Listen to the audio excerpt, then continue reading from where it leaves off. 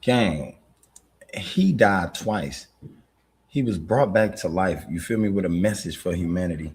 Um, and when you thought you heard it all with my video from Earth School, you didn't.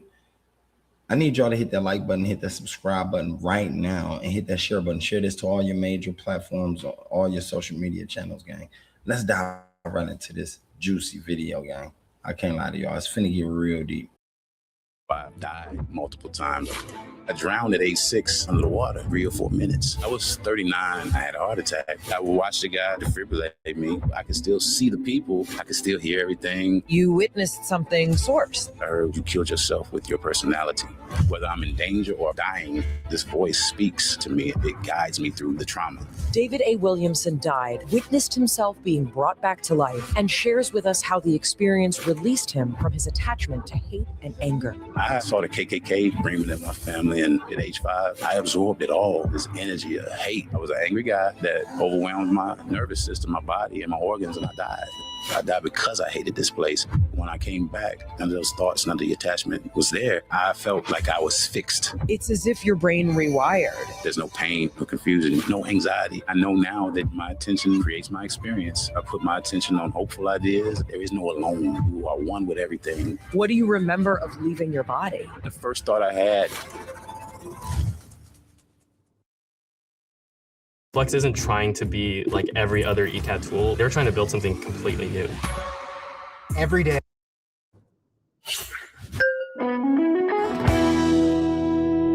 Hi, I'm Maya Bialik. And I'm Jonathan Cohen. And welcome to our breakdown. Wow, have we got an episode for you today? I know so many of you are interested in near-death experiences, and we have the opportunity to speak today to David A. Williamson, who about 10 years ago was suffering from a variety of heart-related issues, which resulted in him having a heart attack and a tear in his aorta. And he died. He died, and he witnessed himself brought back to life. But the experience that he had in this process not only changed the way he returned to life, but changed the way his brain really viewed himself, other people, his relationships. It's one of the most profound shifts that we have ever heard from a near-death experience. What's particularly unusual about this NDE is when David died in the hospital about 10 years ago, it was actually not the first time he had died. When he was 6 years old, he experienced an unbelievable NDE related to drowning. He believes that it was some of those experiences that actually carried over into the NDE that would happen decades later. David describes what he experienced in the afterlife, the black void that he saw, the light, the beings, and what he saw at the edge of the universe. David A. Williamson, welcome to The Breakdown. Break it down. thank you for having me. You come highly recommended, not just as an NDE survivor, but as a human being. Now, before we dive into this story, gang, y'all need to know how intricate it is, because dying twice is something different. I ain't never heard nobody who died twice. You understand what I'm saying? You got to be the most luckiest person in the world if you died twice. You feel me? And then was able to come back to life and tell this story, and I think that's the part he had the message for humanity. And a lot of people, they ain't live to tell you this, you know what I'm saying? I think even sometimes when people die, they be scared to die. So, they go into this loop phase to where their soul is wandering. You know what I'm saying? I read a lot about that, researched a lot about that. But anyway, let's keep diving back into this, because it hit different. From our friend Betty, and we're so glad to get to talk with you. So, David, maybe you can take us back 10 years or so to what your life was like, where you were living, a little about where you grew up. Okay. Who's David? Yeah, I'll go back, because I drowned at age 6, and in the most popular video, I didn't really even remember it. Wow. Well, I didn't recall it as a trauma, because I didn't integrate it as a trauma. But as a kid, I was in Yanceyville, North Carolina. Like Huck Finn, like everything was, I was in nature all the time. I loved being in nature. I used to dig holes in the ground, and anything I found was a treasure to me. And I would, instead of using lunch boxes for lunch, I had rocks and bugs and all these treasures that I would collect, and I would keep them there. Everything was magical to me as a child. I felt I had spiritual gifts as a child. I was had lucid dreams often. I thought I was a bird. I had sleep paralysis, which I didn't like, but I learned how to manage. I heard people's thoughts. I could feel what people were feeling. I knew when adults were lying, and I didn't. So I lost respect for authority very early, and I just figured that I had to figure stuff out. And that's my mom.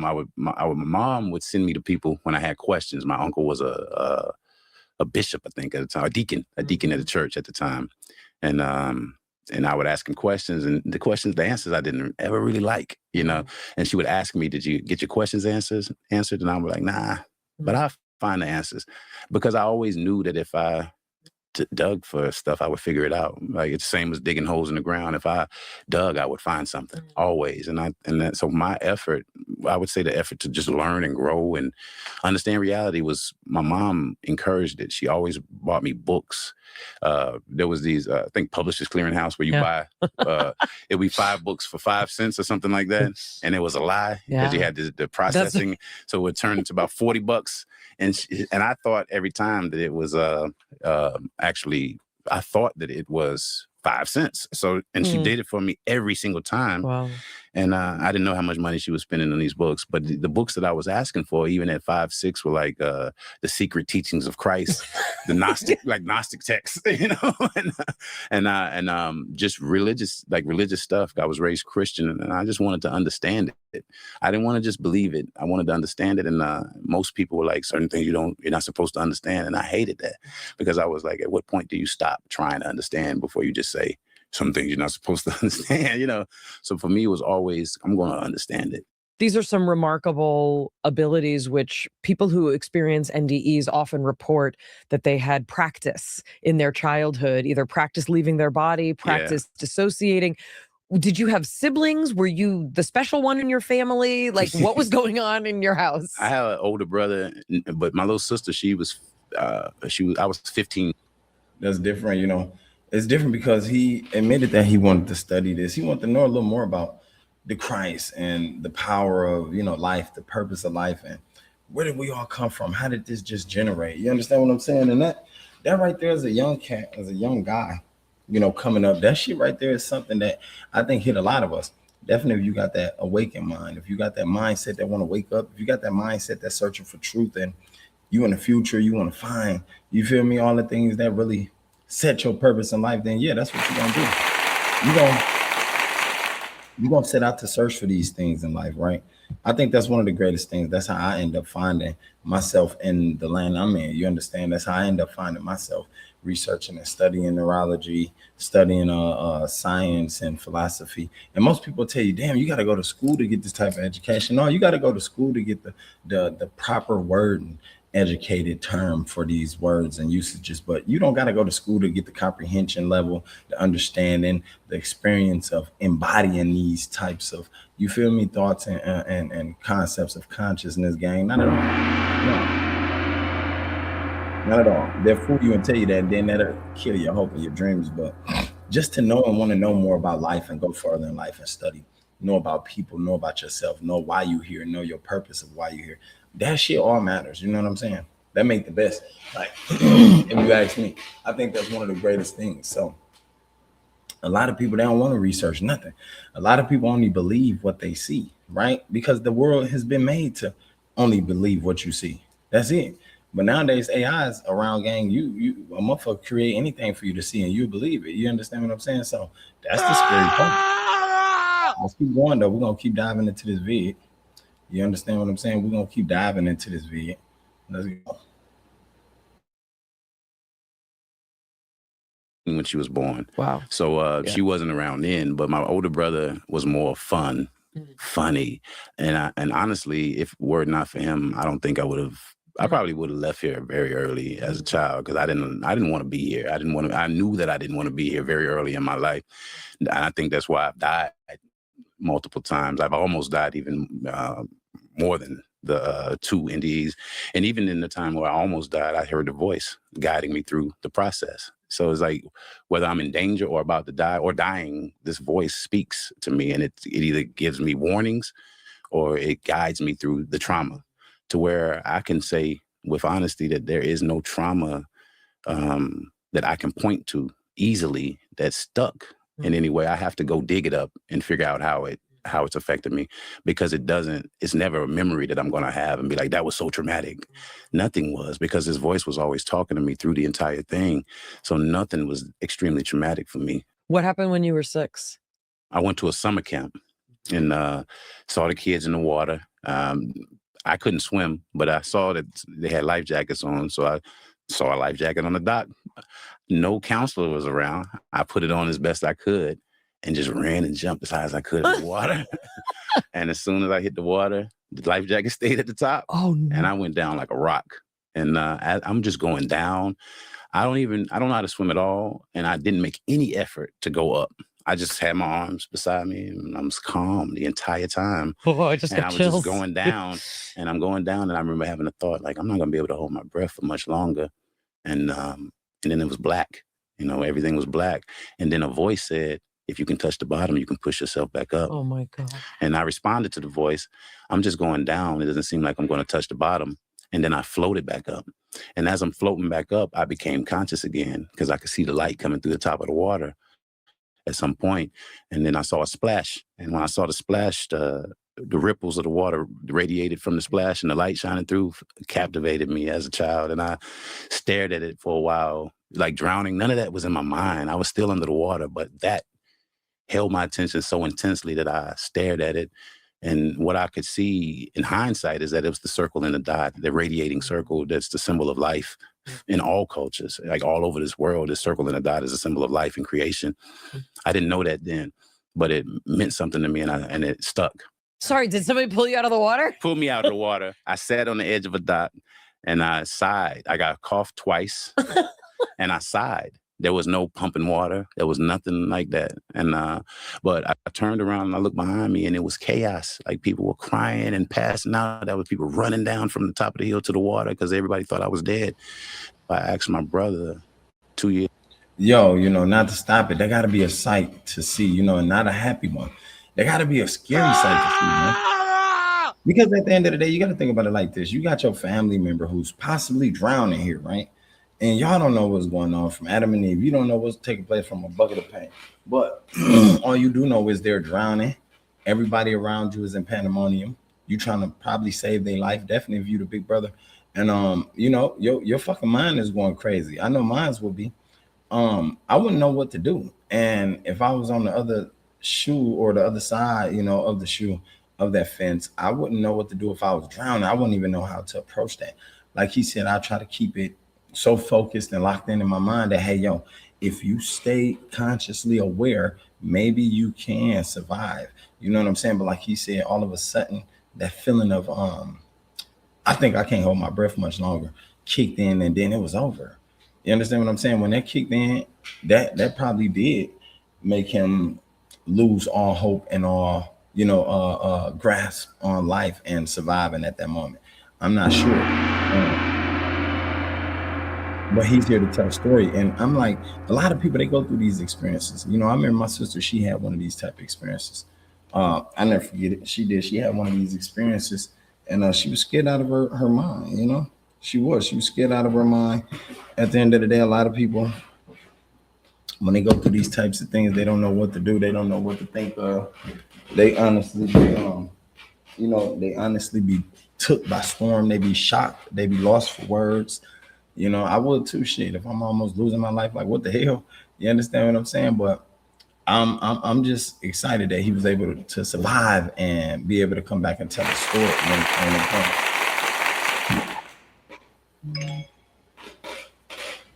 Let's keep going.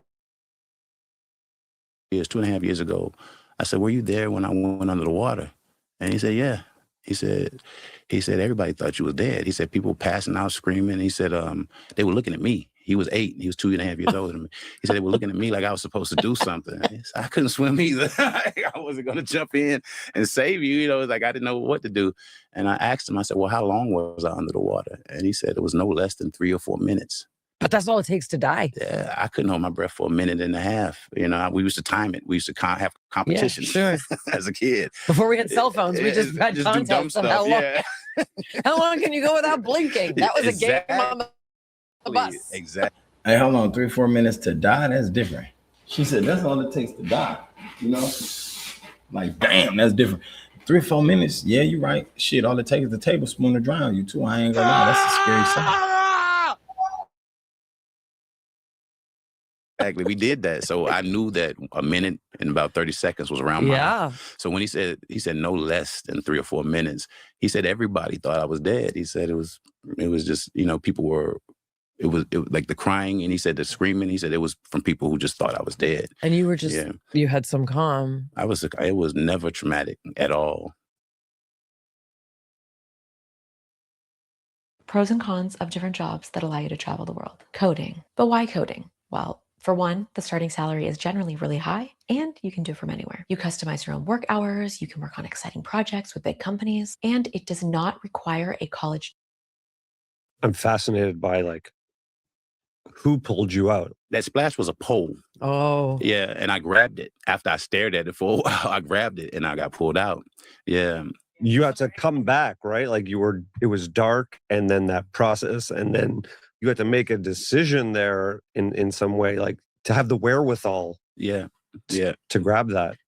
And I don't know, honestly, and this kind of is the feeling that I have about as a child. I know I didn't want to be here. And maybe the pause was that like, maybe I'm just going to stay, you know, because I definitely paused for a while before I grabbed the pole.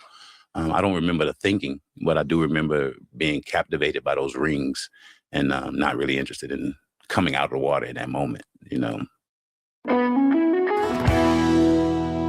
Mind Balance Breakdown is supported by Surfshark. Most people, it's your personal information at risk. You're online. Jones. For effortless routines for No, you know, and sometimes I literally heard words like people. My bad, gang. I had to skip through that goddamn that ad right there. I'm sorry about that. Let's continue. Thoughts. And I prayed after I drowned at age 6. A lot of weird stuff was happening to me afterwards. So I prayed at age 7 to take all my spiritual gifts. I asked God. I said, please stop allowing me to know things that I'm not supposed to know. You know, and because it didn't really give me peace. You know, so I didn't want any of the spiritual God. I said, and please stop making it to where I can't get up when I wake up. You know, I didn't know the word sleep paralysis, but I knew I was stuck when I wake up a lot. I didn't want. Now that's deep, gang. That's real deep. When a person asks, they gotta take these powers away from me, these spiritual powers, because you feel me, they scaring me. That's scary. You understand what I'm saying? Sleep paralysis.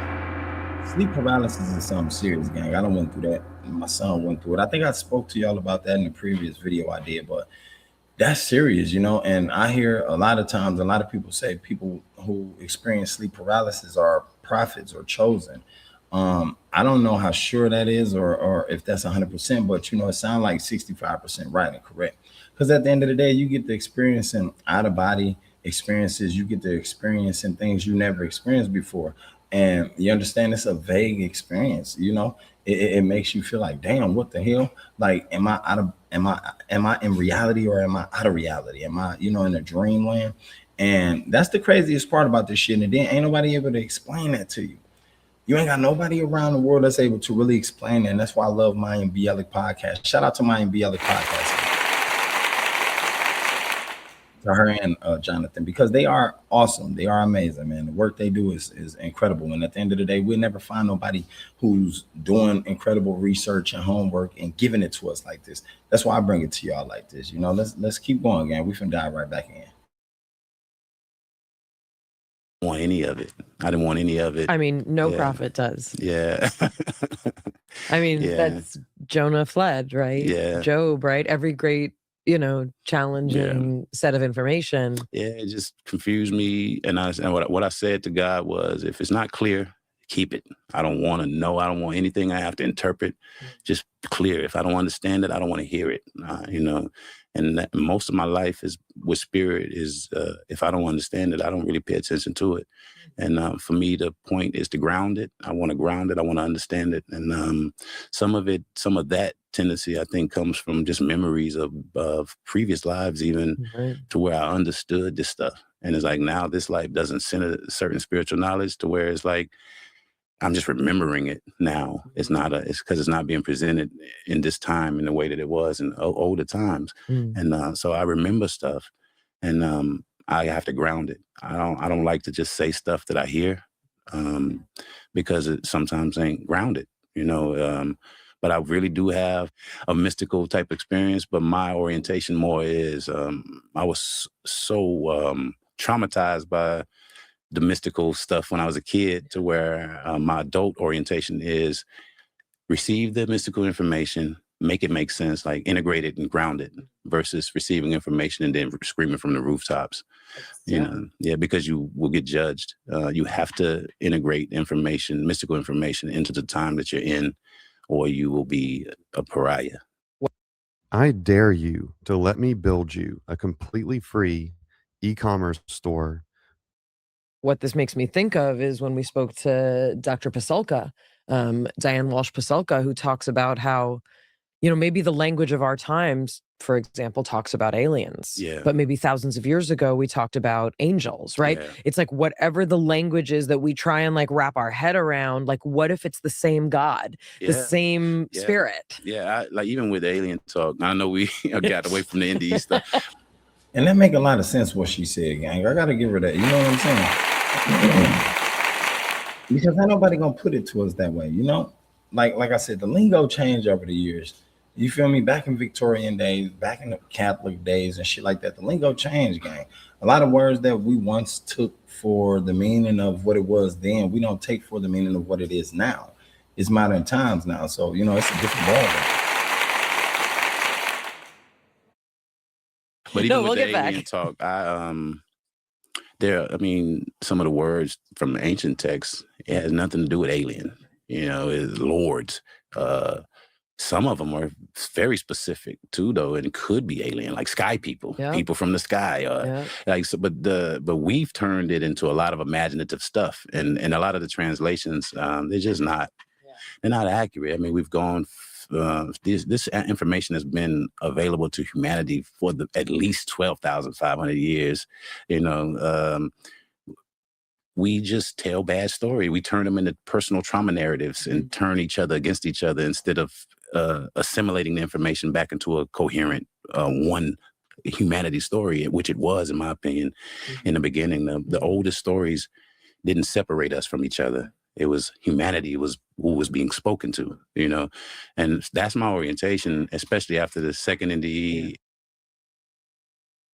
As I'm reading this passage, it says exactly what he's saying right now. It says exactly what he's saying right now, right?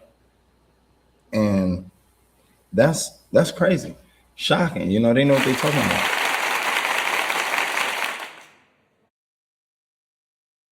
That I remember that it was oneness. There is the things that even angered me in my life that led to my death stopped mattering, because those things were based upon the assumption that I am something other than you, and versus we are a part of a system and we are one in it. Okay, so let's go back. You said a lot of things started happening after this drowning. Yeah. Can you give us some examples of some other experiences you had and how, little you made sense of them? I was seeing Hiroshima and Nagasaki, like the nuclear bombs exploding, and it felt like I was there. And my mother would say that my body would go stiff, and I would just be repeating over and over, I don't want to die, I don't want to die, I don't want to die, I don't want to die. But in that state, for me, I was there. I was in this place, seeing explosions, hearing screams, and it was scary. Was it something you had read or seen about? I used to think that the only reason I even had that memory was because I used to read a lot, and I read about Hiroshima and Nagasaki. But my mother said that you were going into a seizure while you was, and in that seizure is when I was having these memories. It wasn't reading a book. And it's likely that I read about it because I read everything as a kid. I read dictionaries, Bible, encyclopedias. I read everything, and seeing Hiroshima, and I don't know whether it was Hiroshima or Nagasaki. I just knew that I was in Japan, And it was a nuclear and there was a bomb blowing up, and it messed me up.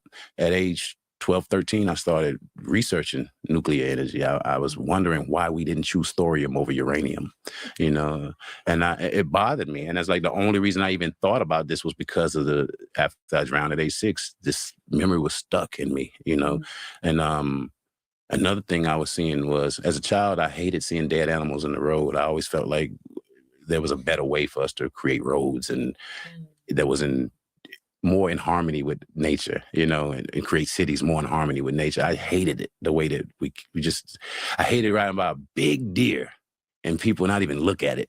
And I'm watching it the whole way and I'm heartbroken, and I was having visions after the drowning of seeing dead bodies on the side of the road, and it was the future, and it felt like America, and people were driving by with the same indifference, and it crushed me as a child. So by the time I turned 6 or 7 years old, about 7 years old, I checked out of this place. I did not want to participate in this at all. My mother loved me and protected me.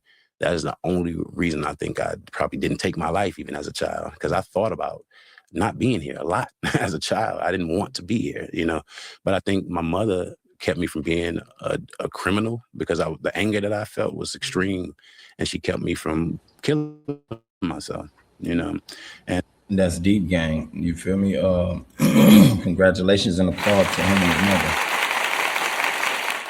Because you gotta understand, man, there's people out here right now today that feel like that, man. They want to kill themselves. Every day they telling you, or they telling somebody else, or they telling themselves, look, I'm gonna harm myself, I'm gonna hurt myself.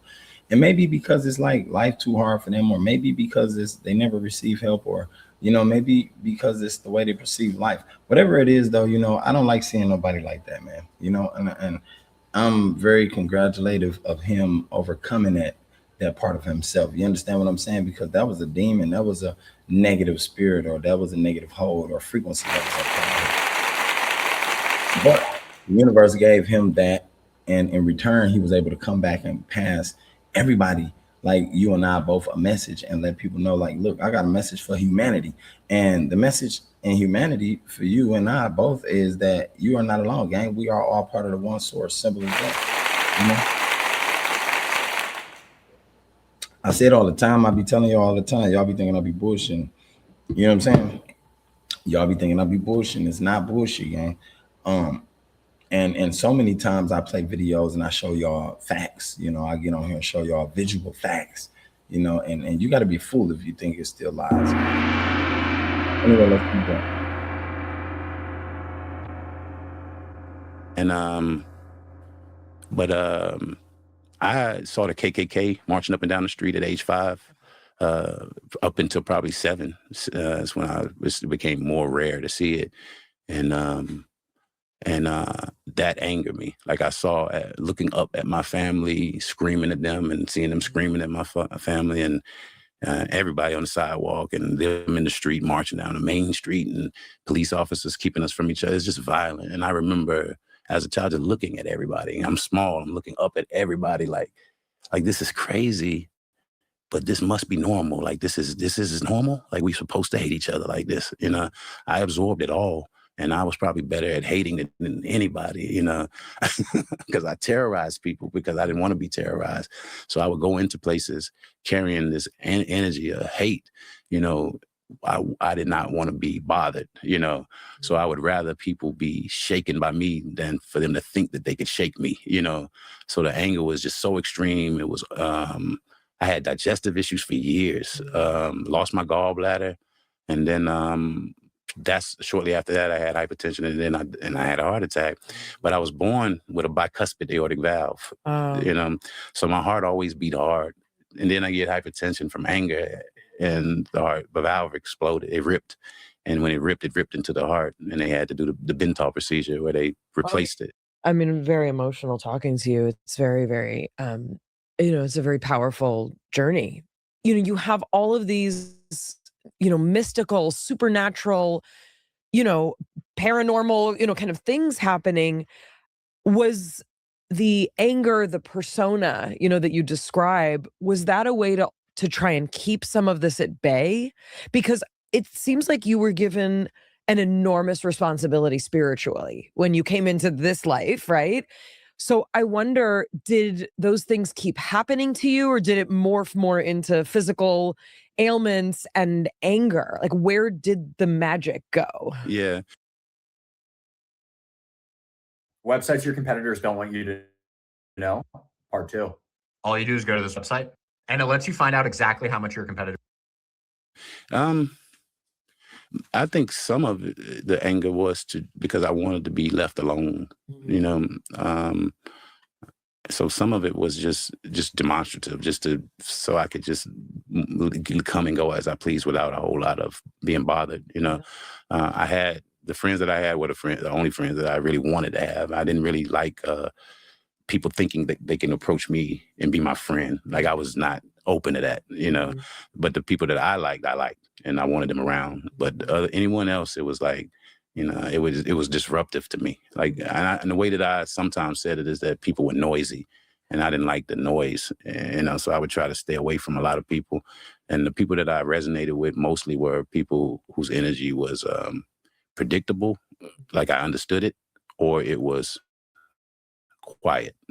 It can be noisy if I understood it. Hey, that's different. I understand him though. I overstand it because that's how I am, gang. I don't want to be around no noisy motherfucker. And I don't mean noisy. Yeah, actually I do. I don't like no loudmouth motherfucker. I don't like no motherfucker who bragging and boasting and talking about this, that, and the other. You know what I'm saying? None of that shit matter for nobody else around them but them. But I also don't like no motherfucker with the energy that's just noisy, because some people out here, they got noisy energy. They carry their energy noisy. They want everybody to notice them. They want everybody to notice how tough they is, or how much they make, or what they got, or you understand what I'm saying? They want to insert or assert themselves to certain situations, how it really don't got to be asserted. And at the end of the day, those type of people is distractions. Those type of people is throw-offs. Those type of people are all the above negative for your energy. And that's the true gang. And a lot of time motherfucker ain't gonna tell you that, like, yo, look, see a noisy motherfucker gang, they ain't got decisive, they ain't got, pure decided thoughts. They indecisive. They don't got a notion of, you feel me, calming down when it's time to calm down, turning up when it's time to turn up, observing when it's time to observe, paying attention when it's time to pay attention. They ain't doing none of these. You feel me? They don't even get no fuck because the energy is all wrapped around you. You understand what I'm saying? So them type people, yeah, I don't like being around either. I'm a quiet motherfucker myself. I like staying quiet and observing. I like paying attention. I ain't really outside too much. I don't give a fuck about that. But I'm just like him. I understand that, man. I appreciate that right there, because a lot of people, they scared to say that out there, right? But if I don't understand it, I didn't want noisy energy around me at all. From a kind of medical perspective, right? It's so interesting. Like, I wouldn't, there's so many poetic ways to describe your heart, right? You were born with a different kind of heart.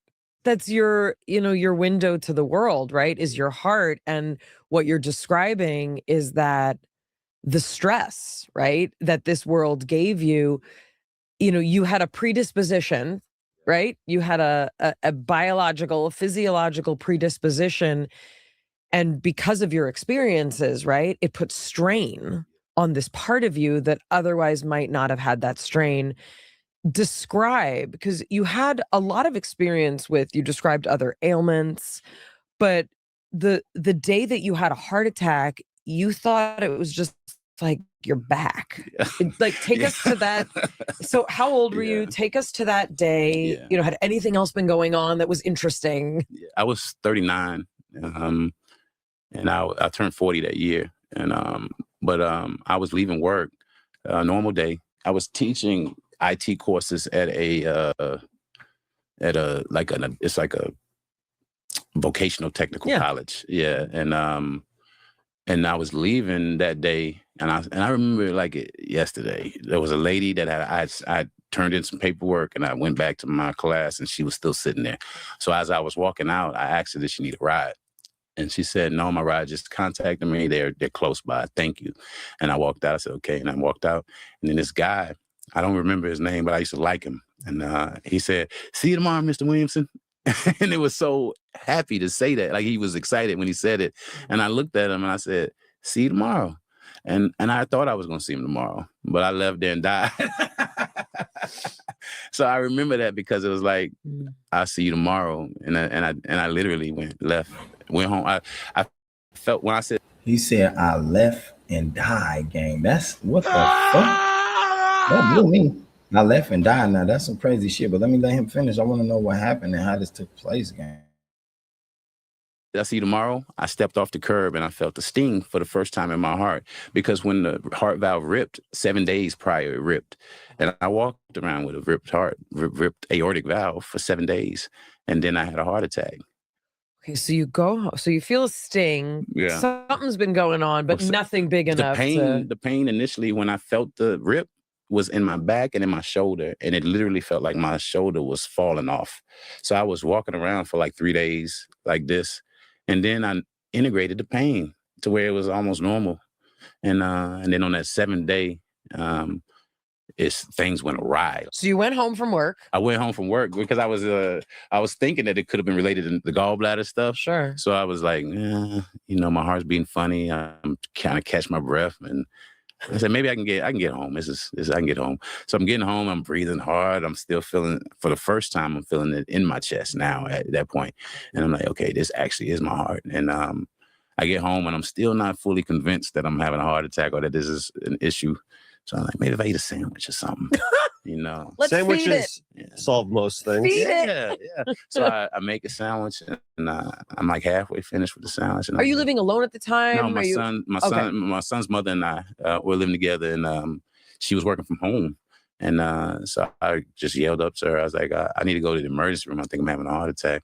Luckily, she was working from home, because my dumb self would have probably figured, like, let me just sit here and breathe deeply and it'll stop, But she took me to the emergency room. And when I got there, I was very close to death at that point. And the guy was trying to get me to sign paperwork. And I cussed him out. My hands were shaking. I was like, what kind of paperwork you think I'm gonna be able to sign? I said, I'm dying, man. I'm in a heart attack. I cussed him out. I didn't say that. Those words are nice compared to what I said to him. But as soon as I started cussing him out, the doors opened and a gurney came out. So he had already called the people, and I apologized to him later because I felt after the NDE, I felt like that behavior was just terrible. Yeah. And I'm not. You can say, you can use whatever curse words you want. I'm curious, when you are actively dying, what are the things that you yell at the dude at the front desk of a hospital?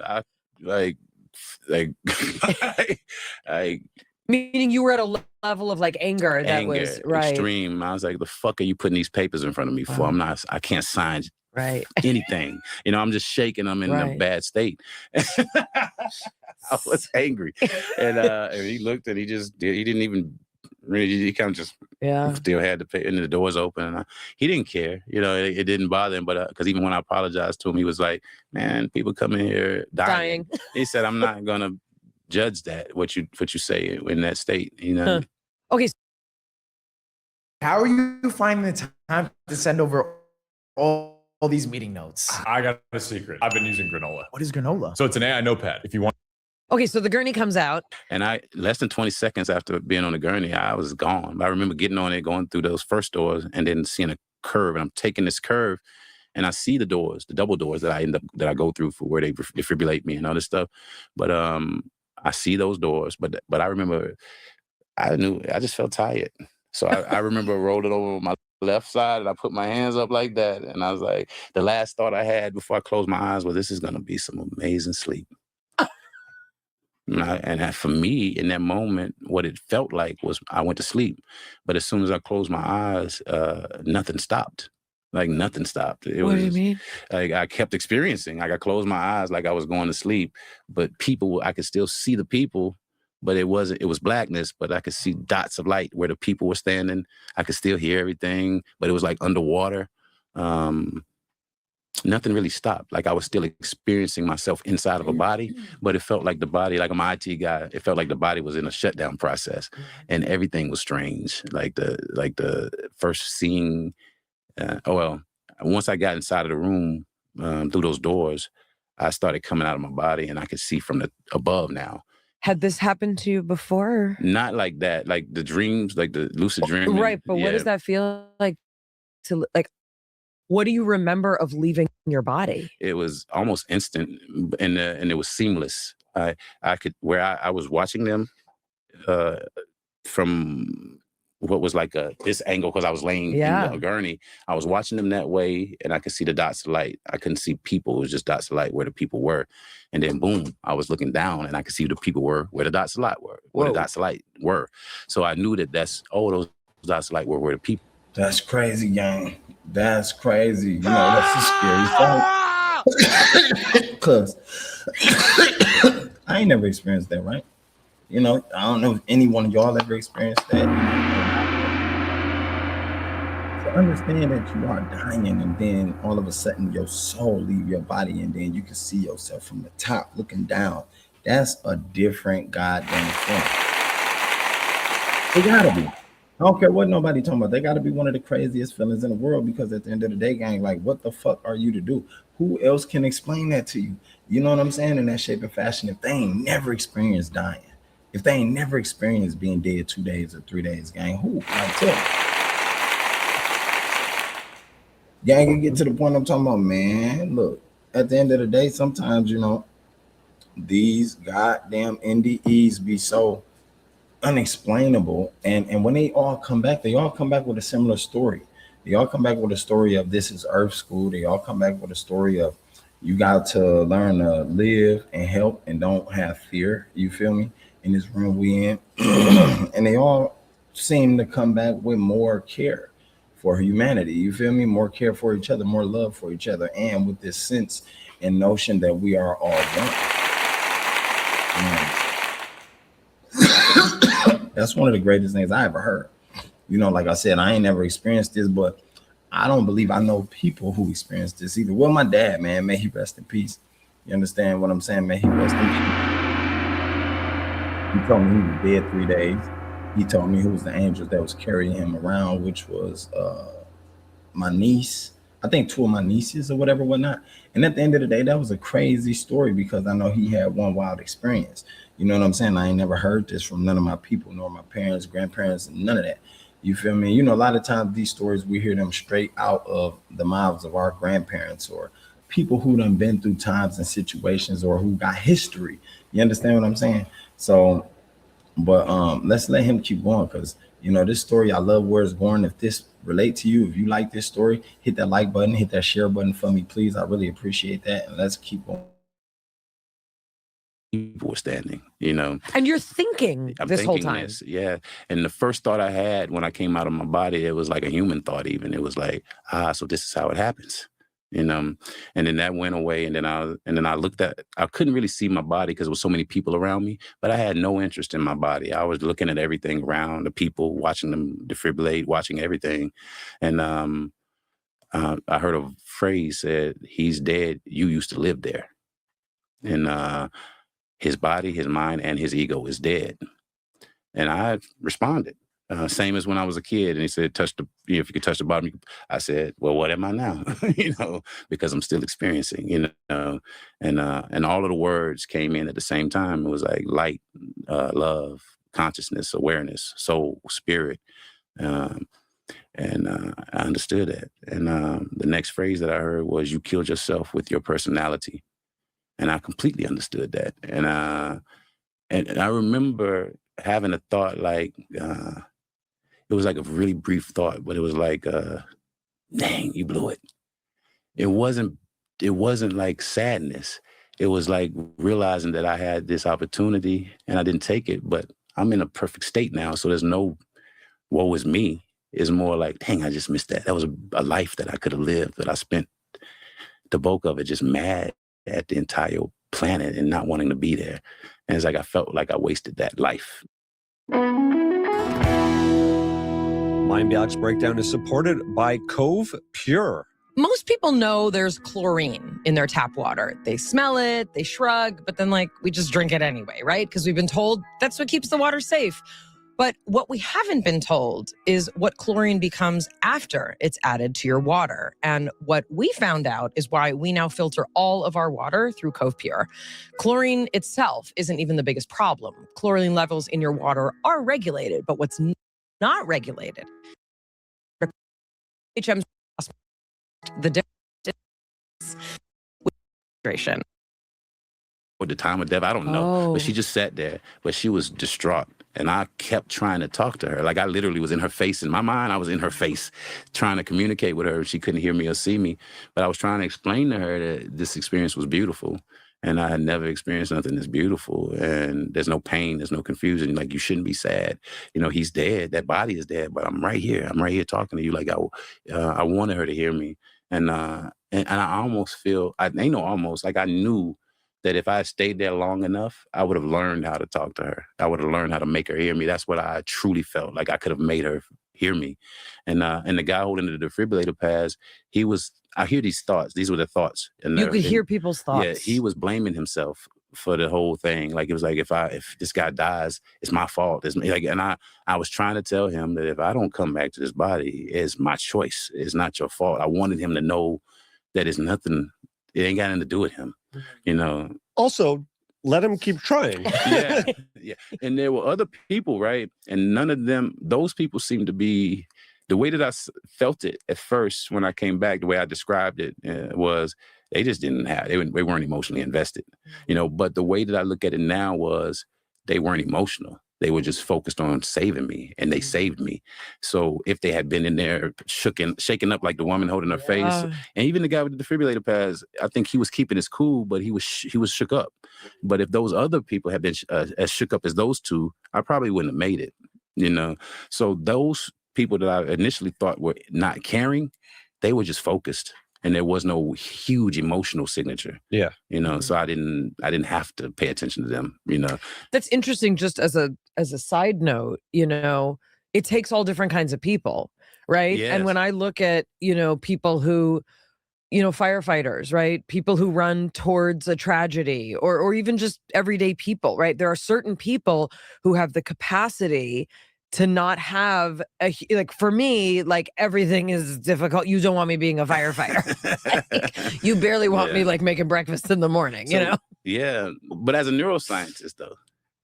Well, is that but the it's amygdala? No, well, I think it's funny because I wanted to go to medical school and I wanted to be a surgeon. Yeah. But I did not have steady hands. Yeah. And I think part of it was that I did not have that personality. Yeah. And that's why when you meet neurosurgeons and fighter pilots, right?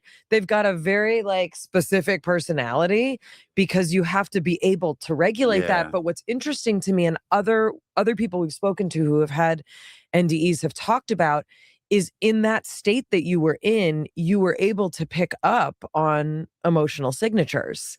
You could almost sense like intensity, right? And where to take attention. Kind of even how in my life, how I chose friends, it was way more intense out of the body. It was that lady's sadness, her being distraught that I was dying.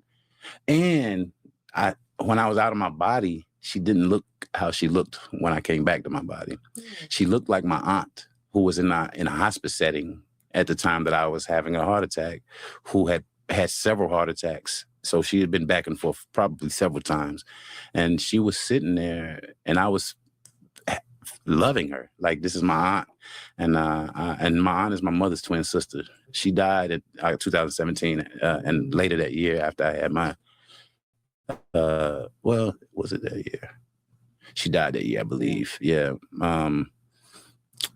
She was like a second mother. I loved her like like a mother. And that's who appeared. That's who she seemed. That's what's up, gang. You know, he had somebody in his life who gave him love like a man. That's hard to come by, you know. It's hard to come by, I ain't gonna lie to you. because, you know, in life right now, man, you got your own family members who don't even love you like that, gang. So to even have somebody in your life to be able to show you love like that, your mom, like that, your biological mom or biological whatever, you feel me? That's one of the greatest things. One of the greatest things, man. You understand? But he do got a deep story, man. You know, his story is deep by far, but it's grand, you know, and that shows you his purpose. At least it shows me his purpose. I picked it up already the moment I started watching the video. And that's what made me resonate with it. You understand what I'm saying? That's what made me be able to draft this way and grasp to this video and his lifestyle and what he went through and be able to pass it to y'all. You understand?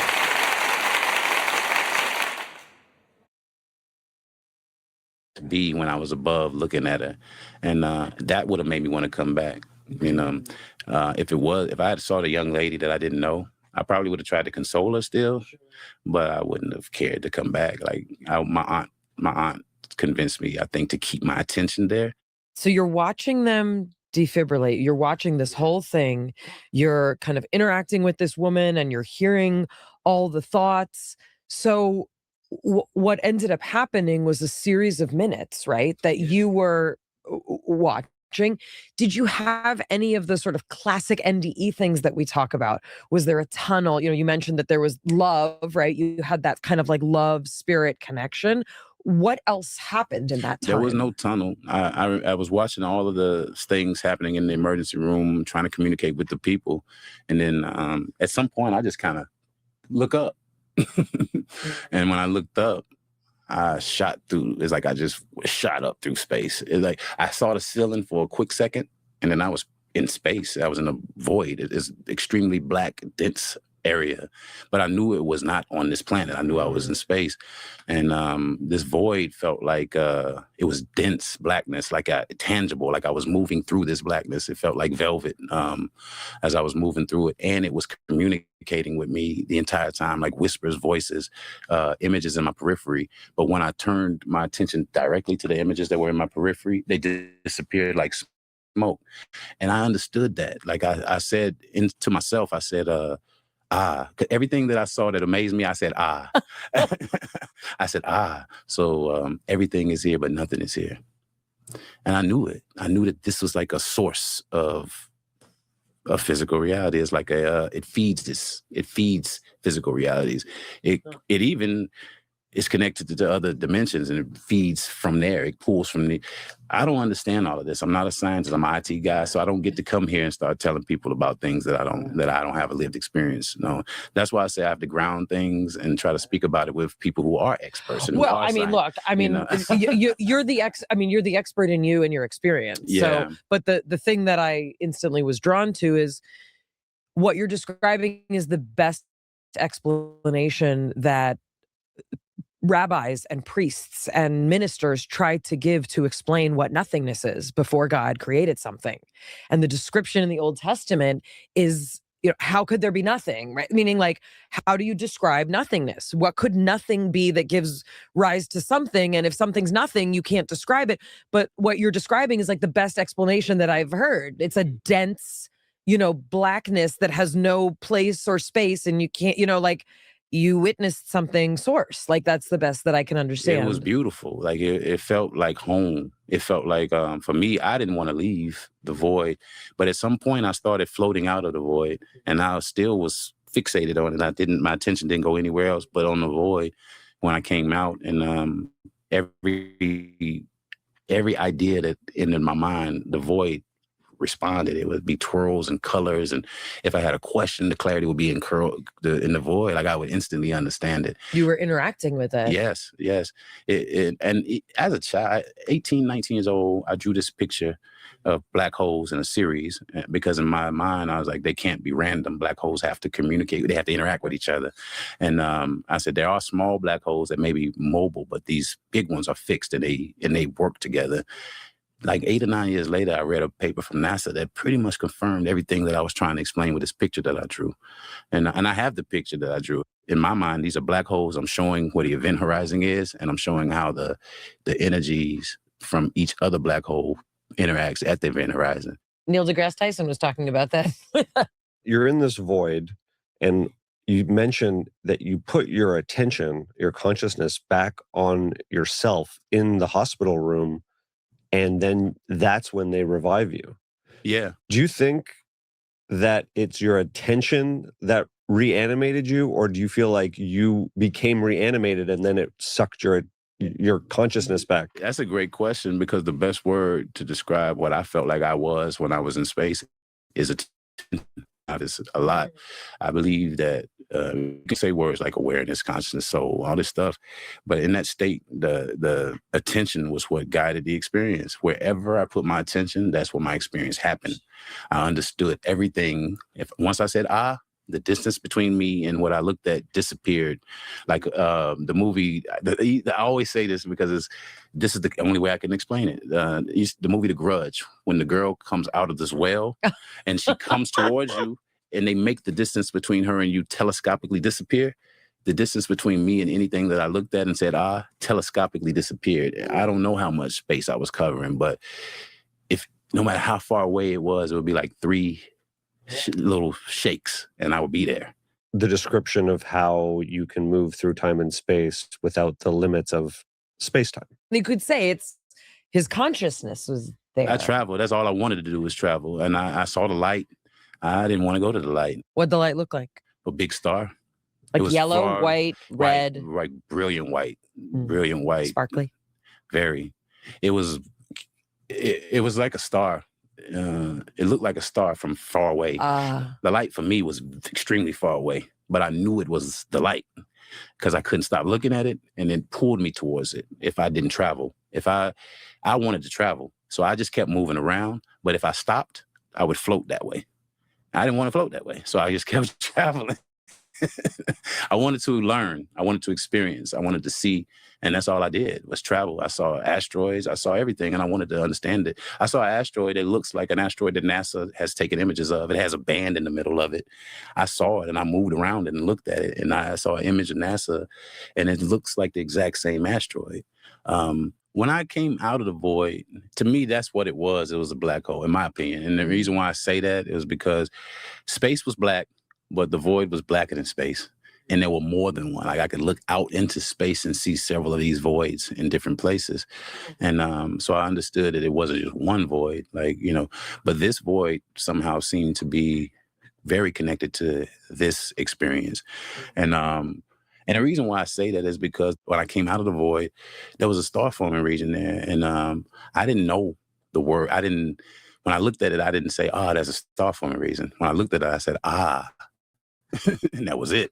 And then the space between me and disappeared, and I was there.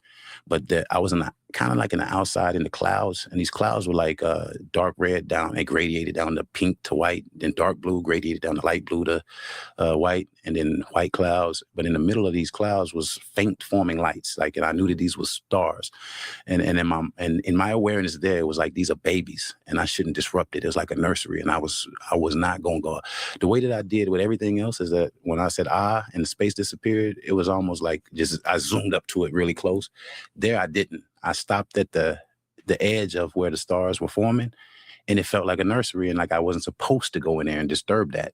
So I watched it for a while. It was beautiful to just see the stars forming. And it's crazy how he was that aware. You understand what I'm saying? That's crazy. If you like me, I don't think nobody is that aware nowadays, man. Look around you. Ain't nobody that aware.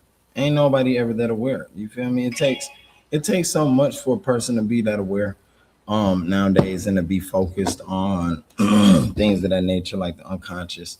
You feel me? But he was that aware. Yeah, that's crazy awareness, man. I never seen nobody out of body and that aware, gang. And definitely able to still hold their composure in that awareness of being out of body. That's a different ball game. I can't even lie to you. The experience got to be one of a kind. The experience got to be one of a kind. I guarantee it is. I guarantee you ain't nobody else had no experience like this because everybody near-death experience be a little bit different. You understand what I'm saying? Everybody tend to go through something different. And at the end of the day, I think in that differentiation is, the key to these near-death experience being explained, you know what I'm saying, or being able to be explored by the listeners. You understand what I'm saying? So and then I looked up and I saw that asteroid. The name that NASA seems to have given this asteroid is Bennu. It looks like the asteroid that I saw. The place that I was at, I referred to it as when I was out of my body, I said, so this is where stars are born. The place that our ancestors talked about, even older than Egypt, they say that there's a star there called Deneb. It's the brightest star in the Cygnus constellation. A lot of ancient monuments are designed to where Deneb is visible. I was in this place that seemed to be that area, Cygnus constellation. Just a month or two ago, I found out about Cygnus, and Cygnus is referred to as the nursery of the stars. Love it. And this is a place where a lot of ancient cultures say the soul travels after it leaves here. A lot of cultures, not just Egyptian, not just even global. It's the culture up in Turkey. I forgot. Okay. It's old. They say it's even older than Egypt, and they have monuments that are directly pointing to Deneb. Well, I was thinking of also like the pyramids, like in Tikal in Guatemala, right? Like so many of them are astronomy based, and yeah. So that region is important. It's the Milky Way. It's part of the Milky Way. Native Americans speak about it. It's every culture speaks about it. So not to even try to make myself seem like somehow I'm special and I went to the place, but the description of it seems to be exactly what our ancestors speak about. So what's striking to me is that, and this happens, when we talk to people who have left their bodies in this way, this is a lot more than 5 minutes of information. And to me, this is one of the most powerful indicators that something is happening when we die, right? For people who come back, because whatever experience this is that you're recounting, it takes more time than you were actually gone to experience it, right? This happened with Elizabeth Crone. She was gone for a couple minutes, but she said she was told it was 2 weeks. And the experiences she had took up 2 weeks of time. Yeah, and even there's even more. Even when I was watching the light, I realized at some point, and this is when I was getting resuscitated, but I realized at some point when I took my attention from the light, which was up and to the right, back down into the emergency room, which was down and to the left, then my attention went through me. So I would go like this. And when I did that, my attention went through an orb of light. And it was fascinating to me. It was one of those odd things. So I did it like 4 times. I went back up, I went back down, I went back up. And I went through myself each time. And I was just a glowing orb of light. And I don't know how big I was, but in the context of space, I felt like a nanoparticle, but there was no anxiety. Like I've tried to visualize myself in space as this orb of light, and it just feels like a lightning bug in a vast blackness. It's alone, but there's no anxiety. There is no alone. You are one with everything. People speak about missing family, or some people say, well, I would like to see my mother as my mother, not an orb of light, because that's not personal. The experiences that you have outside of the body are as full as they need to be. You don't have the human idea of missing someone is not possible when you are one with reality. What you're describing is that we're souls and we're placed into bodies, and presumably not just one, doesn't happen one. See, that's different. Now, I explained this multiple times to different people. And time again, I get a person tell me, man, look, you don't know what you're talking about. I don't believe in that bullshit. Man, what the hell you explaining? Like, gang, look, at the end of the day, man, we is all one with the source, gang. We are all one with the source. You feel me? And, I be trying to figure out what is it going to take for y'all to recognize that, man. All the killing y'all doing, the hatred y'all hating on people with, the envy y'all have for each other, gang. You are that same person that you are envying, my nigga. Just in a different shell. You feel me? You understand what I'm saying? Just in a different shell. That's why I never understood why people don't sit down and take time to understand their inner self instead of chasing a bag all day, or instead of running after money all day, gang. Because at the end of the day, chasing that money, that makes you evil, and that's the root to all evil, because you lose sight of your inside. You lose sight of your true self. Right? I'm gonna let him keep going though. Like, you know, the universe has I got think it some happens a lot. right, I probably happens a remember. lot. So the people that you think of as your parents are the people who contributed the DNA that formed the vessel that makes the body that your soul was put into. But like that's not really, right? Like that's not really who any of us are, right? Like I call that my mom or I call that my dad, but we're all like souls and we've been placed here in that orientation. But there's nothing to say that in another lifetime, I wouldn't be the parent and that soul wouldn't be the child. Yeah, I was 5 years old and I asked my mom, six baby. I said, if you died at age 70 and I died at 97, would I be older than you in heaven? You know, I was like 6 or 7 years old. Like 5, I think, when I asked that question. But to me, it's pretty scientific to me. Like I don't buy into a lot of the explanations that are out there about how reincarnation works, about how the between works, about how we choose and I think we choose our next life now with our awareness now. We're choosing, and if you are aware in choosing now, the all of the process in between, everything is, in my opinion, is something that you've kind of laid out, and it would be more of a, it would just be a more graceful transition. But if you, when you leave here, if all you have ever did was immerse yourself in belief, and that's it, no real understanding of your autonomy or your agency in this experience, then you probably just be reincarnated, and that's fine. There's no punishment, because I've heard people speak about like samsara, illusion of the cycle of birth and death and rebirth, as if it's some punishment. Now, if I'm here and I'm lost in this, and I think I'm addicted to something, even, and I die addicted to something, I died wanting to come back here. That's what that means. If you still long for things when you leave here, you want to come back. If you've reconciled all of that, then you can choose differently when you leave here. But if your spirit is so stuck in this experience, the other parts of you are going to return back to this experience. The Zen Buddhist notion is you will repeat it. Yeah. You will repeat it until you escape it, you know? But to me, it's not escape. I meant escaping any loop of suffering, that there's a place where, It's a right. loop. Yeah. But there is no other loop I'd rather be in than this. And I died hating this place. I died because I hated this place. But when I came back, none of those things were, none of those thoughts, none of the attachment was there.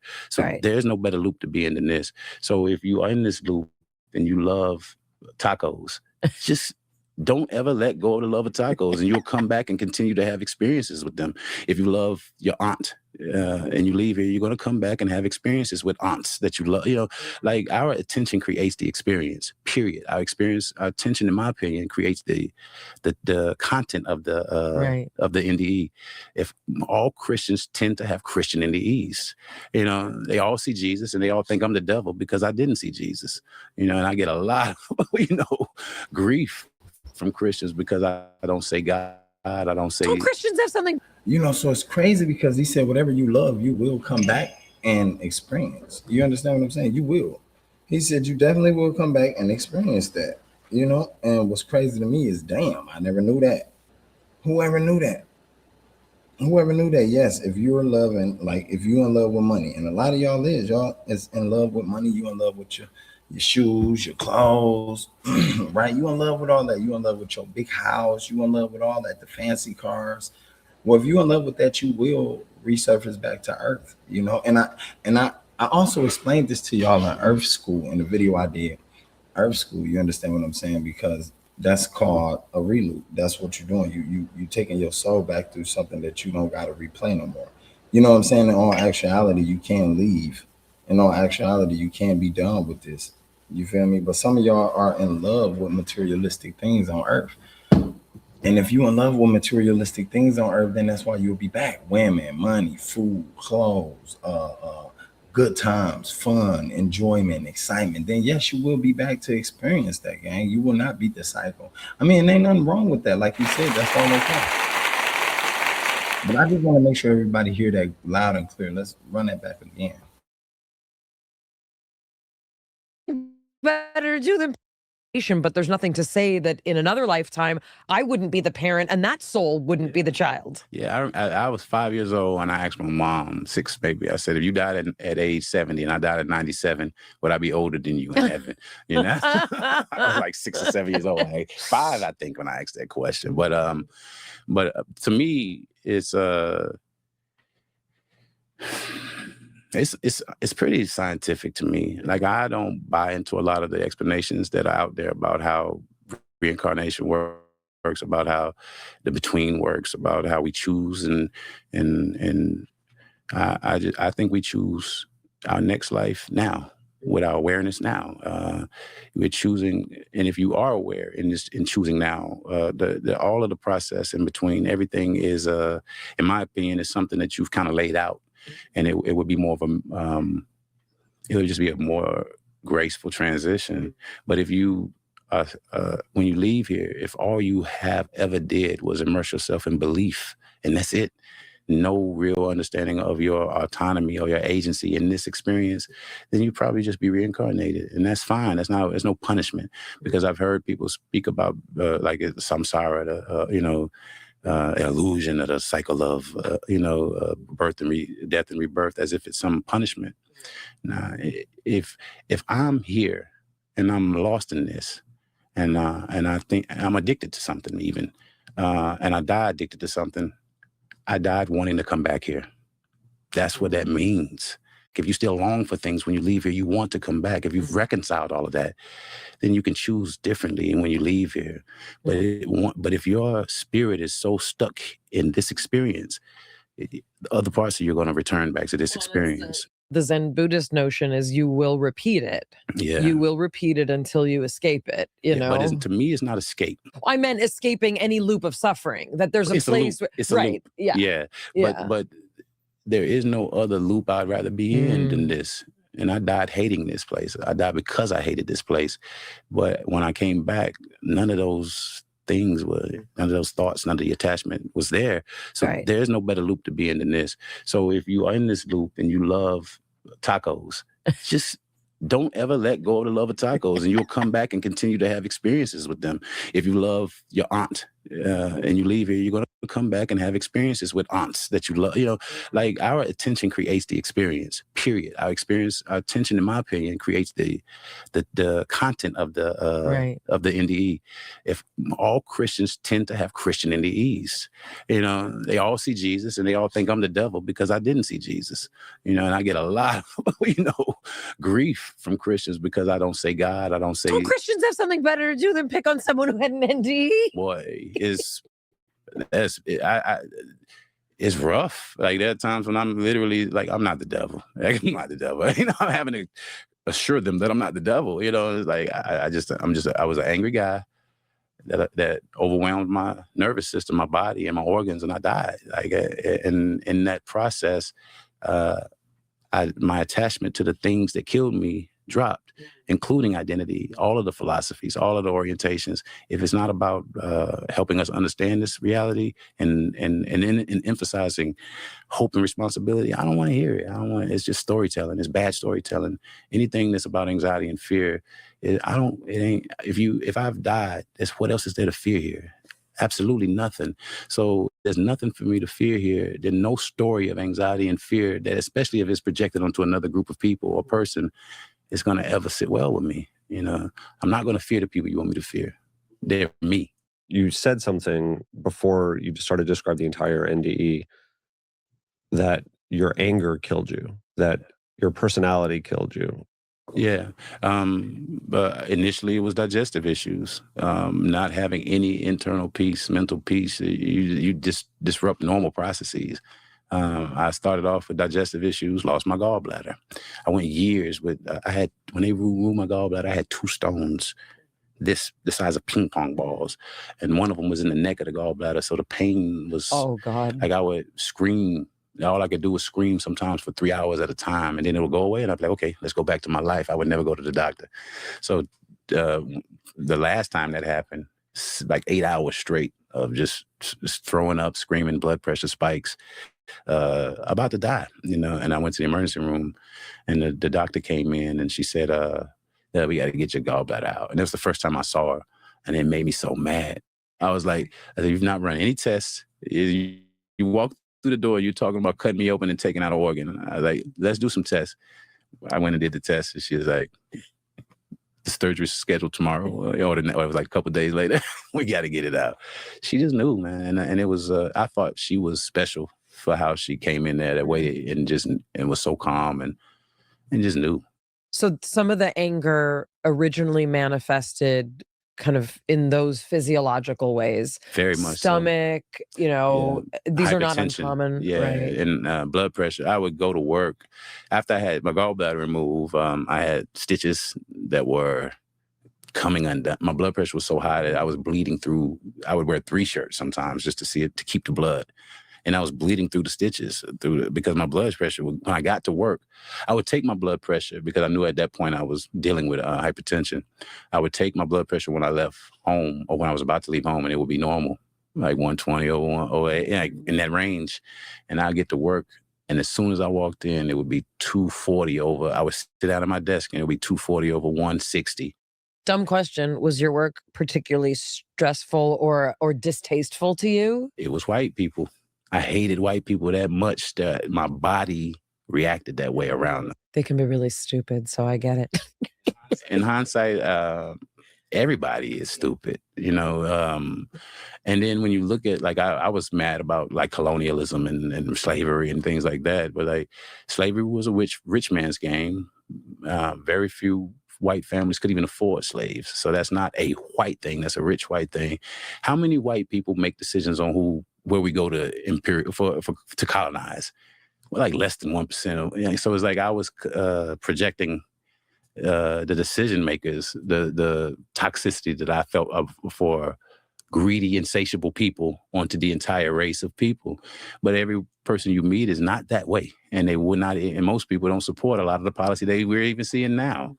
So it's like there is no monolith in any group. So to just throw all of a group into under one umbrella is always going to be, to me, unmeasured.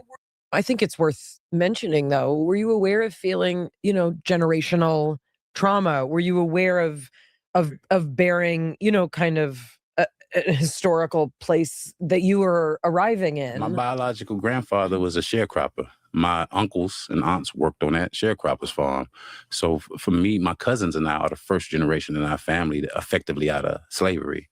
And so the awareness is there. The stories that you hear about growing up on a sharecroppers farm, they're not good stories, and they're not going to make you feel good about a group of people who made you feel that, who put you through that, So my grandmother would share a lot of stories, and it's just, all it did was make me more angry, and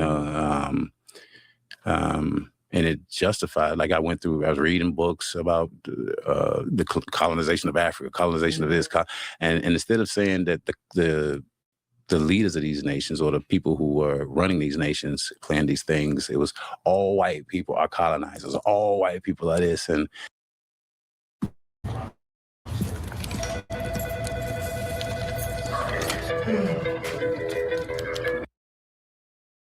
it's just what I learned when I died is that if you say something that's not measured and you can't put, like a friend of mine who had an NDE that helped me ground and helped me integrate mine. It wasn't for him, I probably would have committed suicide after my NDE even.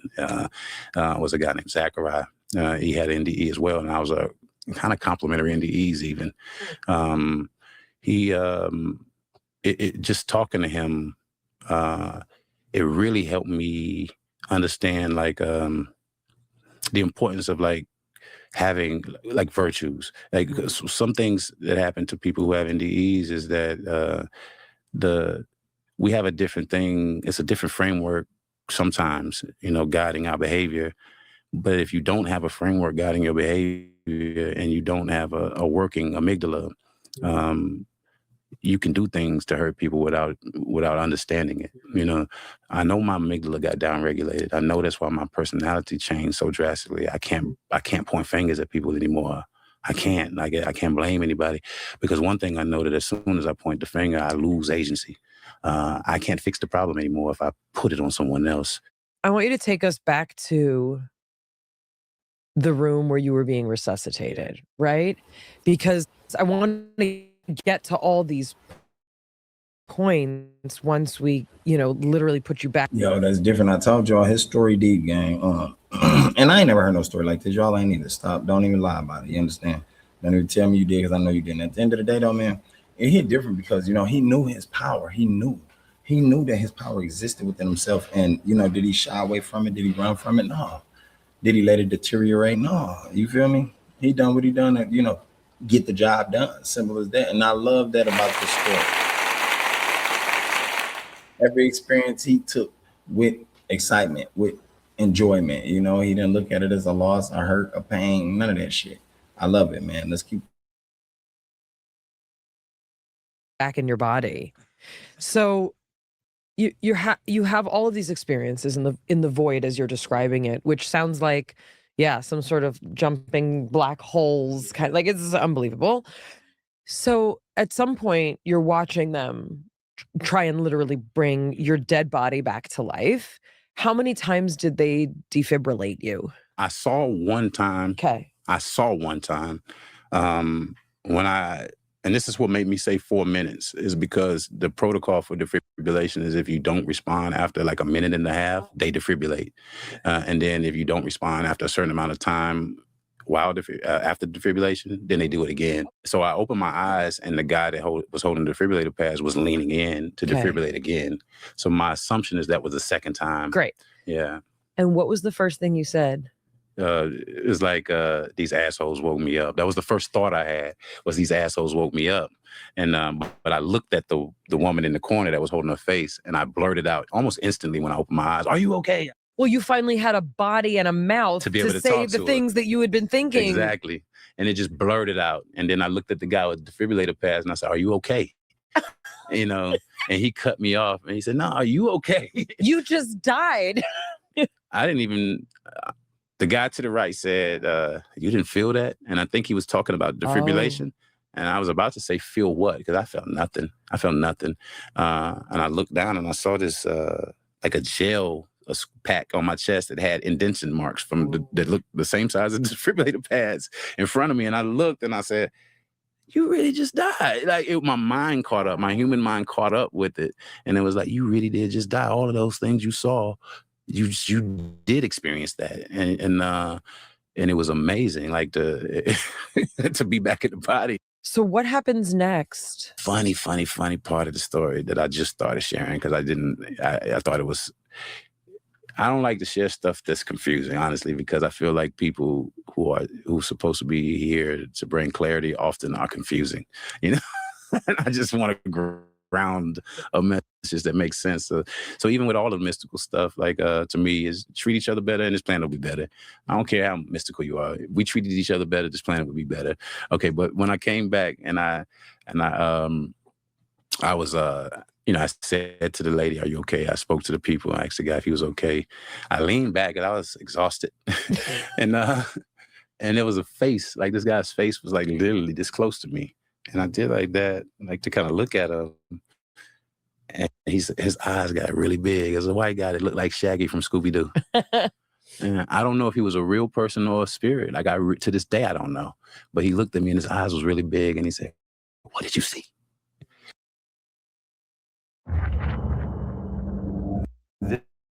This game, you're not for it.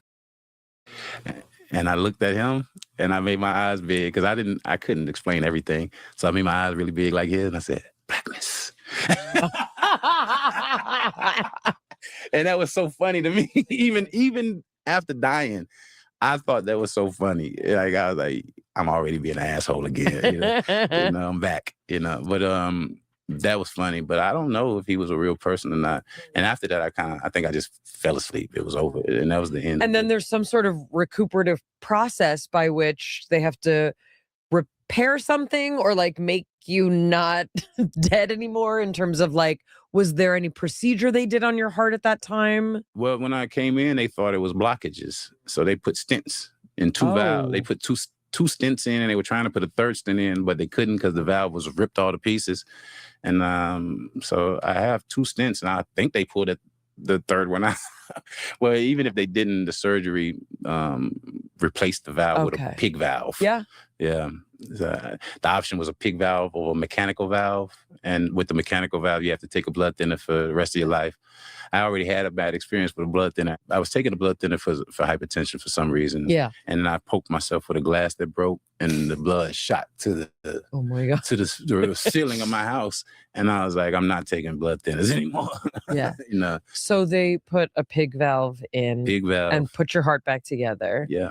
And then what is the process by which you start trying to make sense of what your experience was when you died? I had to go back to work, so I didn't really have time to integrate. When did you go back to work after dying? As soon as I could. I would say a few days after I got home, a week after I got home, I was driving. Everything still hurt. My chest hurt bad. No, I ain't gonna say a week. It took a long time for me but it was very fast that I felt comfortable enough to move. But the pain initially was so extreme. I didn't want to be alive. Like, I was like, why did they even save me? Like, why would you save somebody? And they had the chest cracked open. Like, what is this? Why would you do this to me?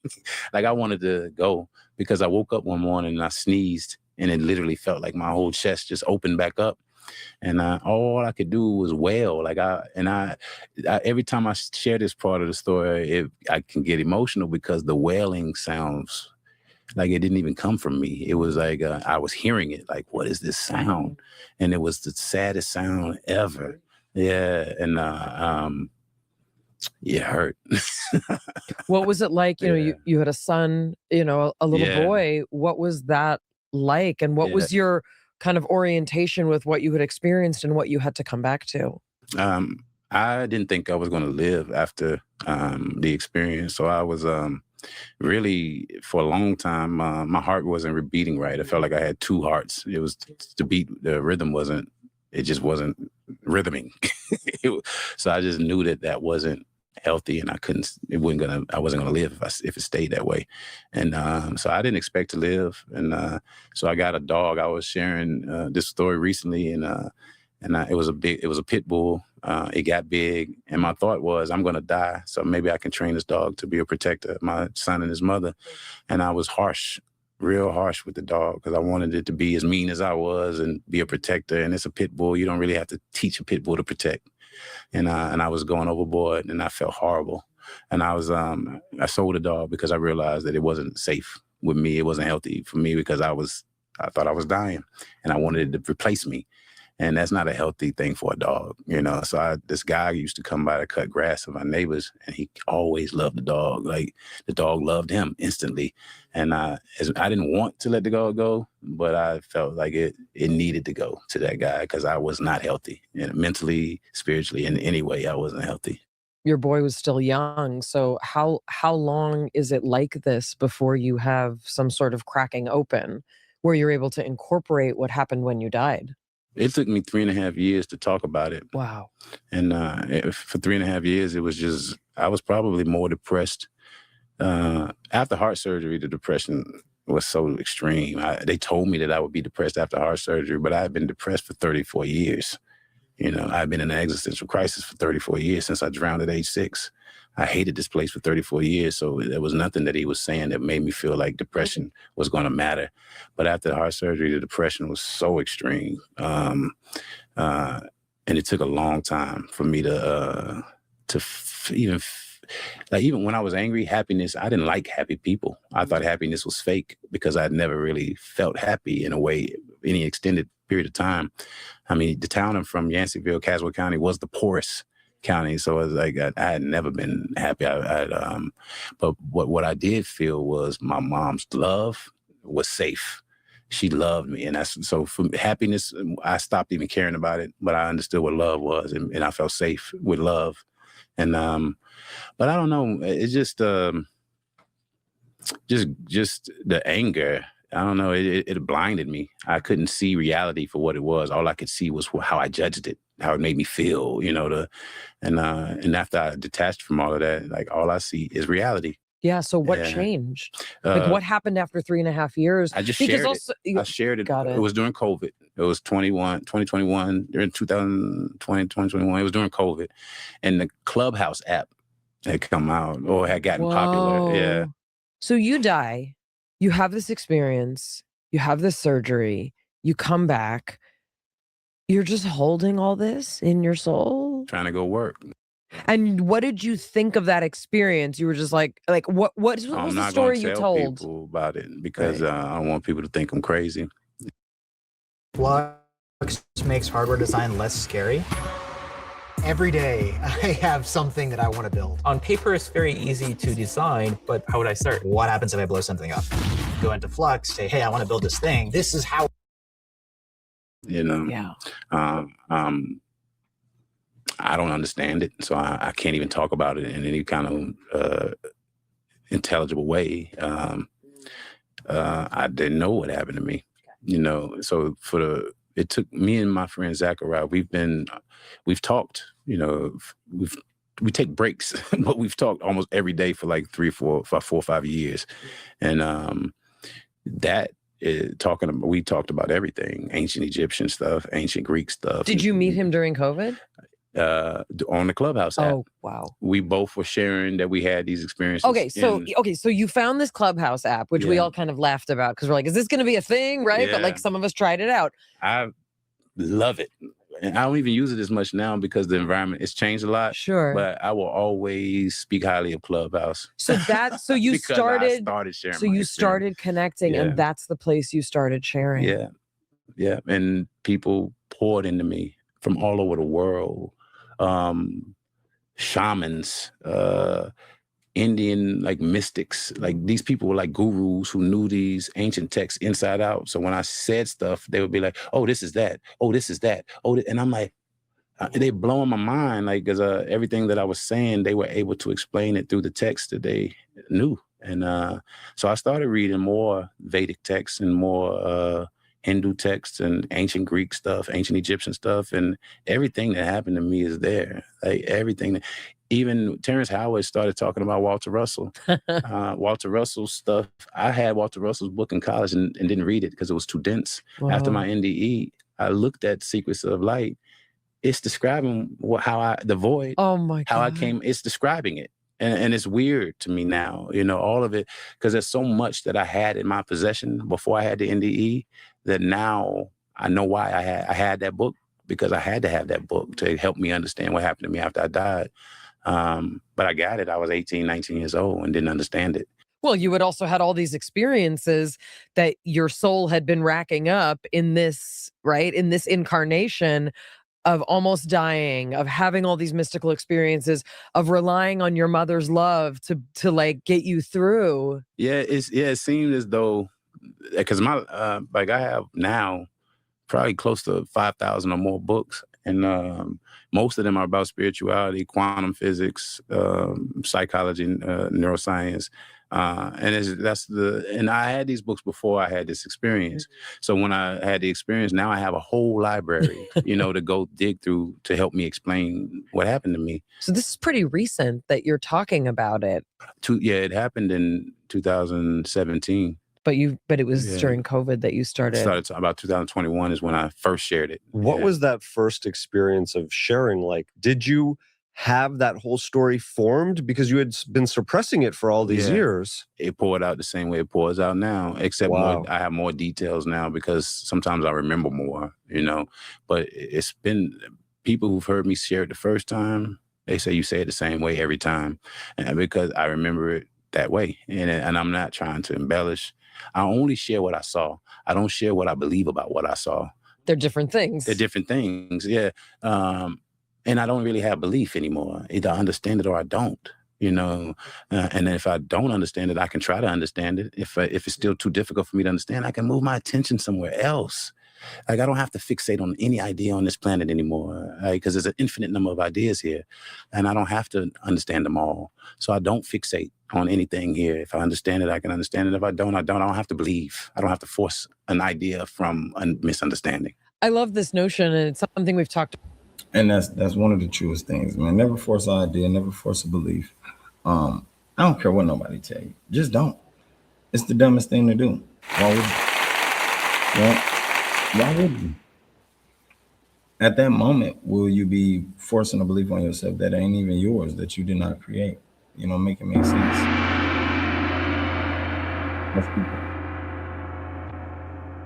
About with a lot of the materialists that we speak to. Oh, what do you believe in? What do you? And I think that's so beautifully said. It's not about belief at a certain point. It's either like a yes or a no. That's it. Belief is the lowest form of knowing. I believe this, but you could go find out whether or not that belief is close to accurate or far from accurate. If you had the energy or the wherewithal to just go do it. But I don't have to believe anything, and I don't have to question anybody else's beliefs either. I don't.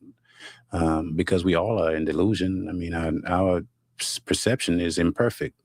It's processed here, not, and if we are traumatized and influenced by culture, our perception is being influenced by that. So we're not seeing reality ever. So you clicked on this video because you want to make money, right? You want to be able to sell out collections and buy your favorite sneakers like this, or be able to... We're living in a personal delusion, and our delusion should serve us. And so many of our delusions don't serve us, and I think that we should consider that. Some of the ideas that we entertain, they're anti-life, they're hopeless, and we don't have to entertain these ideas. Our ideas should serve us, that we entertain. The delusions that we accept about this place should serve us. I know it's such a simple question that has such a complicated answer. How did you change after this experience? I think I wouldn't have changed were it not for the experience. So I don't take any kind of credit for it. It was graceless. I died, and when I came back, I didn't have an attachment to the ideas, but I had to live for a while to realize that. I remember getting in an argument with my son's mother after I died, and I was talking loud, and I remember hearing myself talking loud, and it's like, why are you talking so loud? You're not angry at anyone. And I thought it was ridiculous, and but I still can get triggered. I still can get frustrated every now and then and impatient.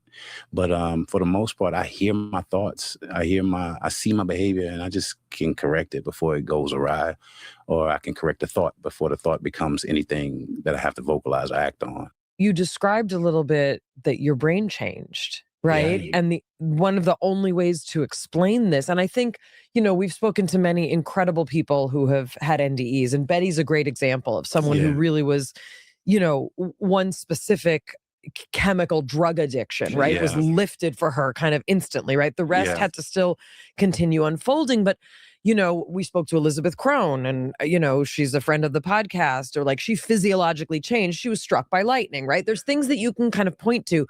But what you're describing, I've never heard anyone describe like this, that it's as if your brain rewired, and the parts of you that were geared for hatred, right? Or for generalizing about a group of people, or, that amygdala response of everyone's against me and fuck you, and I'm going to get my back up no matter what.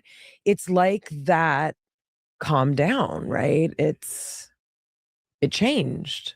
The death, did it change something structural, or was it that you experienced a level of love that allowed you on an emotional level to know that there was an alternative, right? We only see how wound up we are once we're able to fully relax, and we're never able to fully relax because we're so wound up. Yeah. You got taken to this alternative state, this version of an afterlife, and you experienced the ultimate love. Yeah. That may have been the only way for you to see just what you were carrying. Yeah. Now, did that change your brain? Probably. But was it the brain that changed first, or the love that we experienced? Did love change your brain? The way I see even what a human being is probably like at least 8 pieces, and the body is just one of them, But my body changed. My spirit changed. And that's not easy to talk about, but if you speak about it in terms of the brain, it is. The limbic brain, if it's extremely active, you're going to have a lot of fight or flight and anxiety and, bad storytelling, making up stuff about reality, lying on reality. That's going to be normal. Which a lot of people do that right now, man. A lot of people, they sit and they lie on reality, man. You ain't gonna lie, right? Things that take place in reality and in life happen for a purpose, and some of these purposes are meant for you to experience. And at the end of the day, if you don't know how to experience those purposes, then what are you in a rush to lie for about these reality events, gang? You understand what I'm saying? What is the reason? Make it make sense. At the end of the day, though, his whole story and his demographic of his blueprint is one of the most amazingest things I have ever heard, somebody put together from the NDE experiences, And as y'all can see, we got at least 30 more minutes that we'll be diving into this well constructed NDE experience, that David given us. So let's keep going again. I know that that's where those things resides in the body. And analogically, that's your spirit. And there is no separating the body from these other concepts. It's just it's analogical. Everything is analogical in ancient thinking. And if it doesn't make sense from the nano to the cosmic, it's a human thought. It's a human idea that's made up. And there's nothing wrong with that, but our delusions should still be aligned with reality. And a lot of our delusions aren't aligned with reality, and that's when it creates problems in reality. You just defined God as everything or God as nothing, which you hear a lot in 12-step meetings, right? Yeah, I speak about that program so highly because I tell people that I've met who've gone through it, they speak my language. But that notion of like from the nano to the right, Yeah. like if it doesn't make sense everywhere, it actually doesn't make sense. Yeah, right. I never heard that from that, but I do mean, have a deep amount of respect for that AA and right. that whole orientation. It gives the person going through it spiritual autonomy, agency back, and that's what's necessary. It was like dying taught you how to stop hating everyone. Yeah. Right? And I think Jonathan asks such a nuanced question, right? Like, was it the experience or was it what you experienced? Because, we're all told love is the answer, love can cure. And like I'm just going to go on a limb here. Whatever you want to call God, like you experienced God's love. You experienced a love that is outside of the physical being. It's outside of our understanding and comprehension. And once you experience it, you're actually not supposed to necessarily come back because it means you died, right? Like that changed your brain, right? That infused your body with something that it took time to percolate, but I think when I came out of the void, I didn't have much memory of David. And I think that void felt like an intense love. Like the closest thing to it is your first love or the person you love the most in a full body orgasm multiplied times 10,000. That's what it felt like. And I felt like I was fixed when I came out of the void. I didn't have personal references to my experience like that. It was like I understood everything, but it wasn't because I learned it as David. Well, you stopped taking everything so damn personally. Yeah. Right? Yeah. Like literally you were given the experience of you're going to go through your life taking everything personally or, feeling that, the entire fight is yours to win, right? Or hey, would you like your very own Shopify store? We're literally and completely free, by the way. We are live streaming right now. If you click the link that you see below this, we are live streaming. My brother Adrian and I, we're two of Shopify's top affiliate partners, and we are currently building Shopify stores for people completely free. Or that you have and to I'm going to defend. save the world. I'm going to save the world, especially at that time. Right, and so the experience is like, well, what if we remove you from everything that you know about yourself, and then what's left over? Attention. That was what I was, in my opinion, and I know now that even here, my attention creates my experience. If I put my attention on hopeless ideas, I'm going to experience hopelessness. If I put my attention on hopeful ideas and responsible things, accountable ideas, then I'm going to experience that. And if I see problems and I'm in a hopeful state, I want to solve them, not talk bad about, the issues. That's what my experience, the biggest change is that the things that made me angry now, I can think about them. Maybe think about solutions to them. But in my anger, I never had a solution to anything. I just had anger. What is your relationship with your intuition now, or that voice that had guided you through childhood? It's constant now. It's I felt like torture for a while because it felt like I was judging myself, but it's really just guiding myself. But for a while before I was still very graceless. I was always having to course correct, always. So the voice was always saying, no, it felt like judgment, like it was nitpicking over behavior. But what I'm learning is that what I learned even from my NDE is that the thoughts are the problem too. So if you can't check your thoughts, then it really doesn't matter what behavior you engage in, because it's an act. Your thoughts are your energy. The behavior is an act. So if I used to go to job interviews, and I would go into the job interview, and there's a white guy interviewing me, and as soon as I came, this white guy, I hate him. He hates me. I'm not gonna get the job, and I not get the job, and then I would leave and say he was racist. That's why I didn't get the job. None of my thoughts influenced that.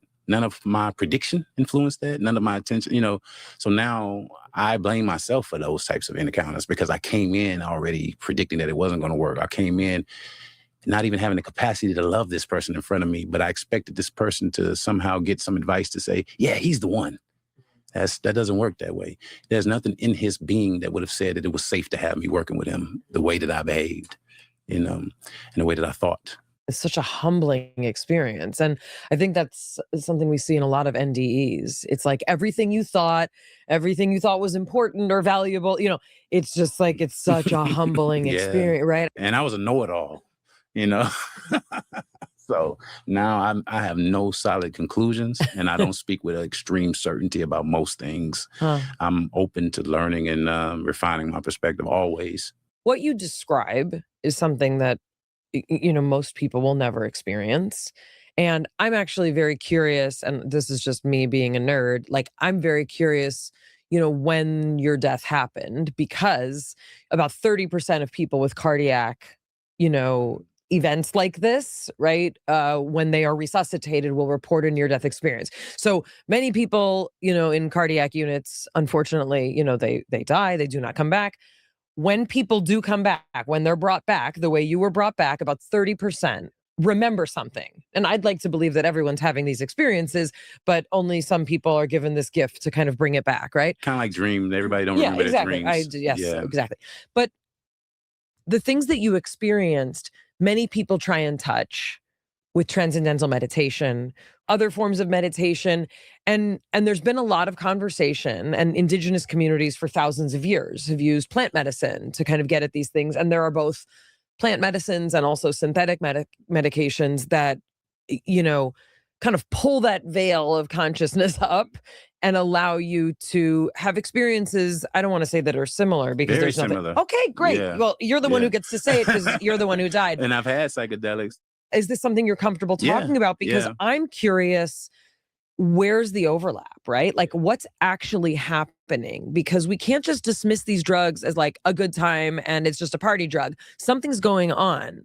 I'm one of those people who, if you fall, bump your head and have an experience, it's no different than what I experienced if you have the same orientation afterwards.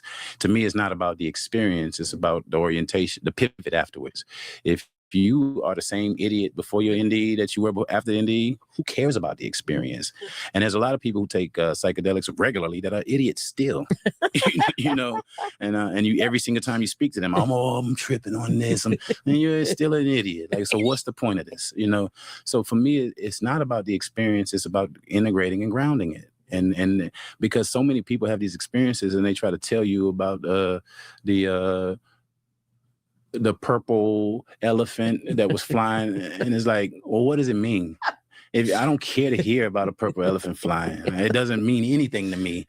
But if you could sit with your experience before you feel the need to always yell it from the rooftop because it's novel, and just ground it first, then you will see that the response, the reception to it will be different. The 3.5 years that I took to not share it, just ruminating over it, and then 4 years or so of talking it out with another person, even as I was sharing it, has allowed me to not view any of the experience itself as the experiences are important, but it's how you integrate it and ground it on the other side. So in that sense, what do you see in terms of psychedelics? Is that a tool? It's a tool. Is it it's an adjunct.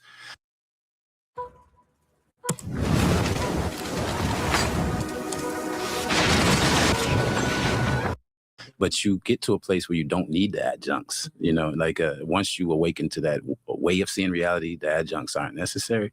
I still would like to use some of these adjuncts because I never have before, and I would like to be able to compare them to the NDE. So I'm still going to try some more, you know, just to even be able to speak about it, you know, and compare it, because that is a big question. We recently were talking about, you know, some of the incredible research, you know, with DMT, which is a very serious, very strong medication. Well, right, because what people report, and you know, there's some very interesting studies, you know, trying to get people who know nothing about the expectation of the study to describe what they're seeing, and you know, you have all these independent reports of very specific images and imagery, which, you know, is it the brain producing it, or is it really reality that we're peeking into? To me, like the biggest difference between psychedelics and the NDE is every single time I've had psychedelics, mainly mushrooms, but I've done LSD, and I have a whole movie idea that came down and downloaded after that. It was weird, but I call it the curators. Yeah, but mushrooms, the visuals, I could see somebody, I've seen, when I had my NDE, there was moments of just really strange visuals, especially as I was dying. Like what? Just stuff not looking the way it looked when you were alive. Like it just kind of, I call it, I had to make myself remember stuff. Like I always, I called it whatever you're caught with. See, I said COTWF. Whatever you're caught with when you die is it's what you're going to experience in the transition. And caught with, to me, is the collapse of the wave function. So wherever it collapses, and whatever your awareness is in that moment, you're going to experience things from that angle, you know. And so if you're angry, upset, and your wave function collapses, you're going to experience things that's that energy, in my opinion. Same with NDEs, but with psychedelics, whatever you're caught with is stronger, because it's still flowing through your body, and it's still real. You know, when you leave the body, there's no anchor to the body, so you can leave those things, and you have the life review, and that looks different. I've seen people describe TV screens showing them their whole story. For me, it was I saw brief flashes of images, but it was mostly like a maybe 10-second, 5-7-second dump of energy to where I understood how I made people feel. One of the biggest things that the simplest way to describe it would just be lying, but telling people that you're going to do something and not doing it. I felt that I'd done that a lot. You know, agreed to do something and I didn't follow through, and I could feel the disappointment from people who I had agreed to do it with. You could feel other people's feelings. And debts. And it's not always money debts, but it is money debts. If I thought about those people that I owed money to as I was leaving there, but it was also not just the money, it was the grace that they extended to me. I don't think I extended it back, you know? So the feeling of reciprocity wasn't there, and that person probably felt that, and I felt it in that moment. Yeah, I mean, it's definitely different than the other life reviews that we've heard about, but I'm thinking of even Betty. Betty was able to sort of actively experience the pain of the people she had hurt. She experienced her father's pain at leaving her, right? Like all these things. And, you know, it's almost like an emotional, you know, reconciliation, right? And that's what I view it as. I don't view the life review as something that you should take and be like, oh man, my life review showed me this. Oh man. No, this is the final time for you to detach from the things that you held your attention on so deeply in this experience. The life review is always going to be the things that your attention, that's stuck in your attention. Yeah. Always. Wow. Because if you were a Christian and you didn't worship Jesus, you wouldn't see Jesus all the time. There's a lot of people who also feel like if people see Jesus during NDEs, it's proof that Jesus is the true God, which, like, I don't have much attachment to truth in that sense, just because it's all one anyway. Yeah, but I have an extreme amount of respect for the idea of Jesus and Christianity, like deeply, you know, even from the point of seeing that energy in different forms in the past and loving them then, So it's not a thing of me trying to question people's religion. It's just the way that we approach religion oftentimes is divisive and violent. And we've been killing ourselves, each other, over bad storytelling for far too long, Yeah. And these stories have origins, and it's not where we are with these stories. It's not where these stories began. And the killing each other over it doesn't make sense to me. You mentioned past lives. What's your current understanding of not just your past lives, but how the system is set up? Yeah. I think that there were coaches who they created reincarnation. They practiced practices that brought back certain types to keep society stable. If a person performed well in this role, then let's bring them back and perform well in this role again. For just $67, you can generate as many videos as you want and never have to worry about showing your face on camera or using complex editing tools. With only a few clicks with Toonby, you can generate a high-converting video, just like the one you're watching right now. And I think that's what happened in ancient times, but there's no practice of reincarnation. There's no people calling certain spirits back anymore. And so it's willy-nilly now. So a pharaoh can be born in Norway, Right. And but I do think that we come and we go. And most of the traditions, the ancient mystical parts of it spoke about. That's what it's speaking about. Becoming aware in this life that you're not a body, that you have the agency to come and go. Almost all of the mystical teachings are trying to ground people in that knowing that you're not a body. You are a soul or whatever you want to call it. And it's not really destructible. And when you leave the body, you realize that you are actually experiencing reality from that thing. And it's not physical. And it's strange. But that's what you are. And nothing happens to it. And I think one of the things that's so interesting to me about even the conversation about past lives, like before you died, you weren't the dude who was like, let's talk about past lives. Even NDEs, I was cynical about NDEs because of what you said. Everybody was seeing Jesus and saying, and now you have to believe in Jesus now because I saw Jesus and it's like, that doesn't mean I have to believe. This is common in others that we've spoken. It's like you've been given a new identity, right? Yeah, As someone who can speak to this stuff and had experiences firsthand, which Jeffrey Kripal, who worked with Elizabeth Crone, he was a professor of religious studies at Rice, he said there is a context for all of these experiences that goes back thousands of years. We're just dropping into them. Yeah. Even I've read like strange things that make strange suggestions about even what baptism was. There's like an archaeology of baptism, I think is a book about it. And it talked about how they literally were drowning people so that they could have experiences. Yeah, well, and also, I mean, I can speak to that just as a Jewish person because baptism comes from a ritual purification, which is called the mikveh. Yeah. And the mikveh was supposed to be, it's a rebirth. Yeah. You have an opportunity to essentially spiritually like die and be reborn. And for women, when I was married, I went every month. It's a practice that we still do in traditional communities. And that is the notion, is that when you immerse, you have the opportunity to be born again. Yeah. Every part of you, the water has to touch every part of you as if you're coming out of amniotic fluid. So when you put these things together historically, it's like, yeah, we're all just kind of like trying to get at this same sort of concept, right? I think so. Now everything is one to me. I can hear somebody speaking about something that they think should contradict how I think.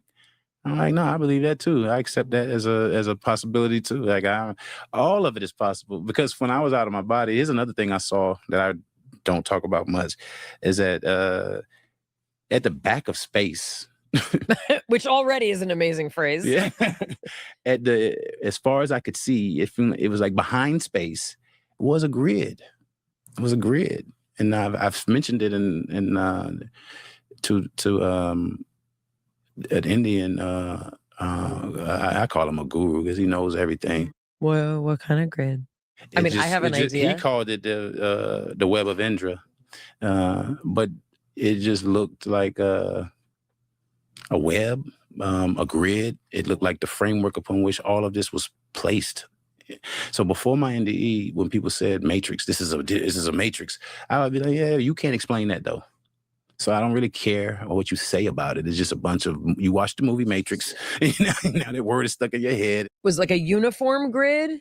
Because it was enveloping everything, it didn't look like perfectly shaped. It was like may have been some angle to it. Yeah. Well, it's going to bend. Yes, it was bending, but it was a grid. I mean, you know enough about physics. You're also describing sort of the way people, have that we can lay out time and matter. And it's like, there's universal things that our brains can understand.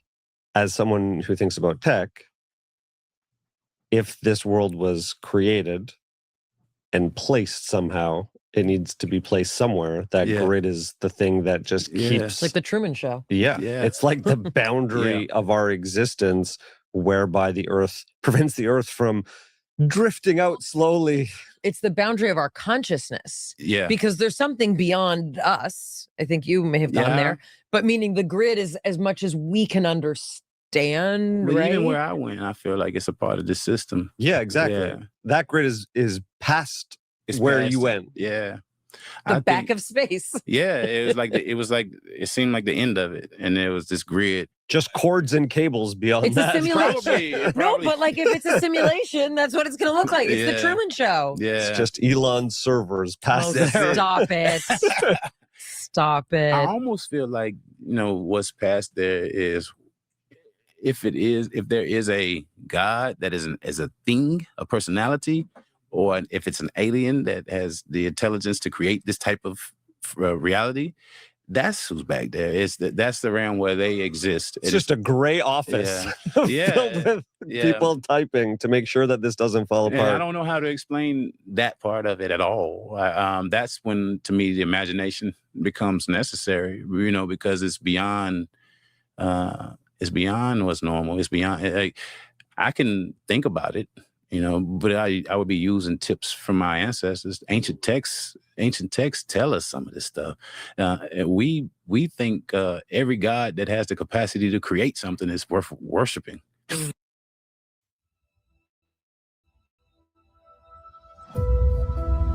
EVE Online is a vast That's not the case. I think social media has taught us that. You can worship that too. Yeah, like even Sophia, after she created Demiurge, said she went to God, the ineffable God, and said, this is the worst thing I've ever done was create Jehovah, because him and his humans are up to so much mischief and there's no limit to what they can do. Now, I know that could be, that's not me making this up. That's in the Gnostic text. That's in the Nag Hammadi library.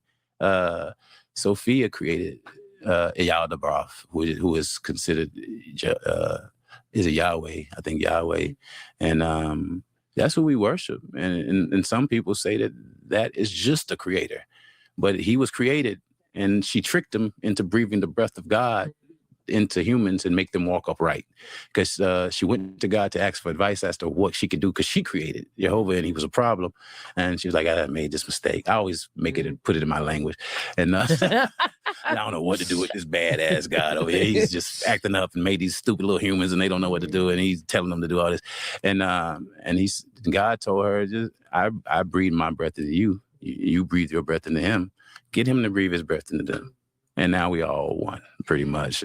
Are there angels? Do you believe in them?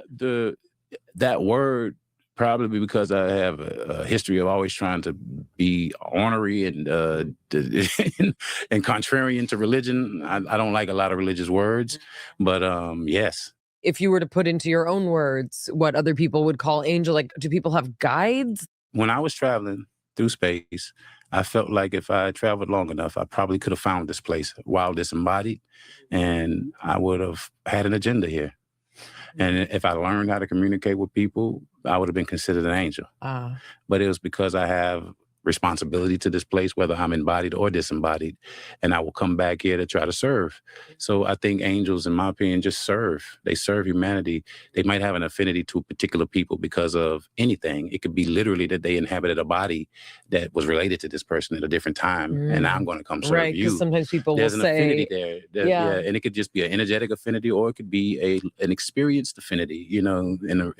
But I think people have, and even in Ifa, it's a West African tradition, you have a concept called Egbe, and it's just like your spiritual family, and they care about you. They're not embodied, you know, but they care about you. Vinny Tolman. Yep. Do you know Vinny? Yeah, I met him a couple times at conferences. Vinny's guide, when he died, he found out later, was actually someone who was related to him, right? So just even this notion that we have guides like that. I think sometimes we do use too much imaginative language to describe this, and too much religious language to describe it. But I think it's no less real. It's real. I think that's honestly the voice that speaks to me constantly. I could say that that's an angel. I could say that it's Egbe. I could say that it's a spirit that loves me. I could say that it's me, you know, whatever. But I do, as long as the messages are hopeful and responsible and not pointing fingers or judging others, I know that there's a voice worth listening to. But as soon as that voice is critiquing reality and telling you that something's wrong with someone, or calling people evil, that's not a voice worth listening to. Final question. What is it like to be a dad, to raise a kid with the information and the experiences that you've had? What does he think? I talked to him and I said, do you remember how I was before? And he just says, he said, you used to be, and I let my son speak his mind, I let him cuss. I try to tell him don't cuss out, but I'm sure he's cussing out, you know. But he said, you used to be an asshole. And he was like 9 or 10 when he said this. He said, you used to be a real asshole. He said, you were mean. He said, you don't fuss that much anymore. He said, you just calmer. And from him, that means the world to me. Now, what I want to do, when I think he's, and I inject little things here and there, I try to teach him without it being obvious that I'm trying to teach him. So I'm trying to help him see reality in a way that's healthy without it being a philosophy. Mm-hmm. Is he dreamy like you were? I think he's more grounded than I am. I was in those clouds always. He's grounded. He's happy. And I love that because I was miserable. I was a depressed kid having an existential crisis, like asking about death, like scared of death at age 7, you know. And he's just happy. And to see him happy, it's like he's not like me. You know what I'm saying? And that is I don't want him to grow up with the anger that I did, with very useless philosophies, you know, that single out one thing and act as though there's nothing else in existence. You know, like that's not healthy. And so he, to me, is he's well-rounded, he's intelligent, he's just turned 12 in March, right? But he's 5'8", like 180 pounds. He's a giant. And he says some people call him a gentle giant because he's not mean at all like I was. He's competitive. He's happy, you know, and that for me to come from where I came from and have the disposition that I did, to have a child that is just happy, it means a lot to me. That means a lot to me. It's a great gift. David Williamson, this was absolutely unreal. Whoa. What's that? I just built a budgeting app in Base 44. Guys, Nina just built an app. You're absolutely unreal. Thank you so much for sharing with us. Thank you. Thank y'all for having me. Of course.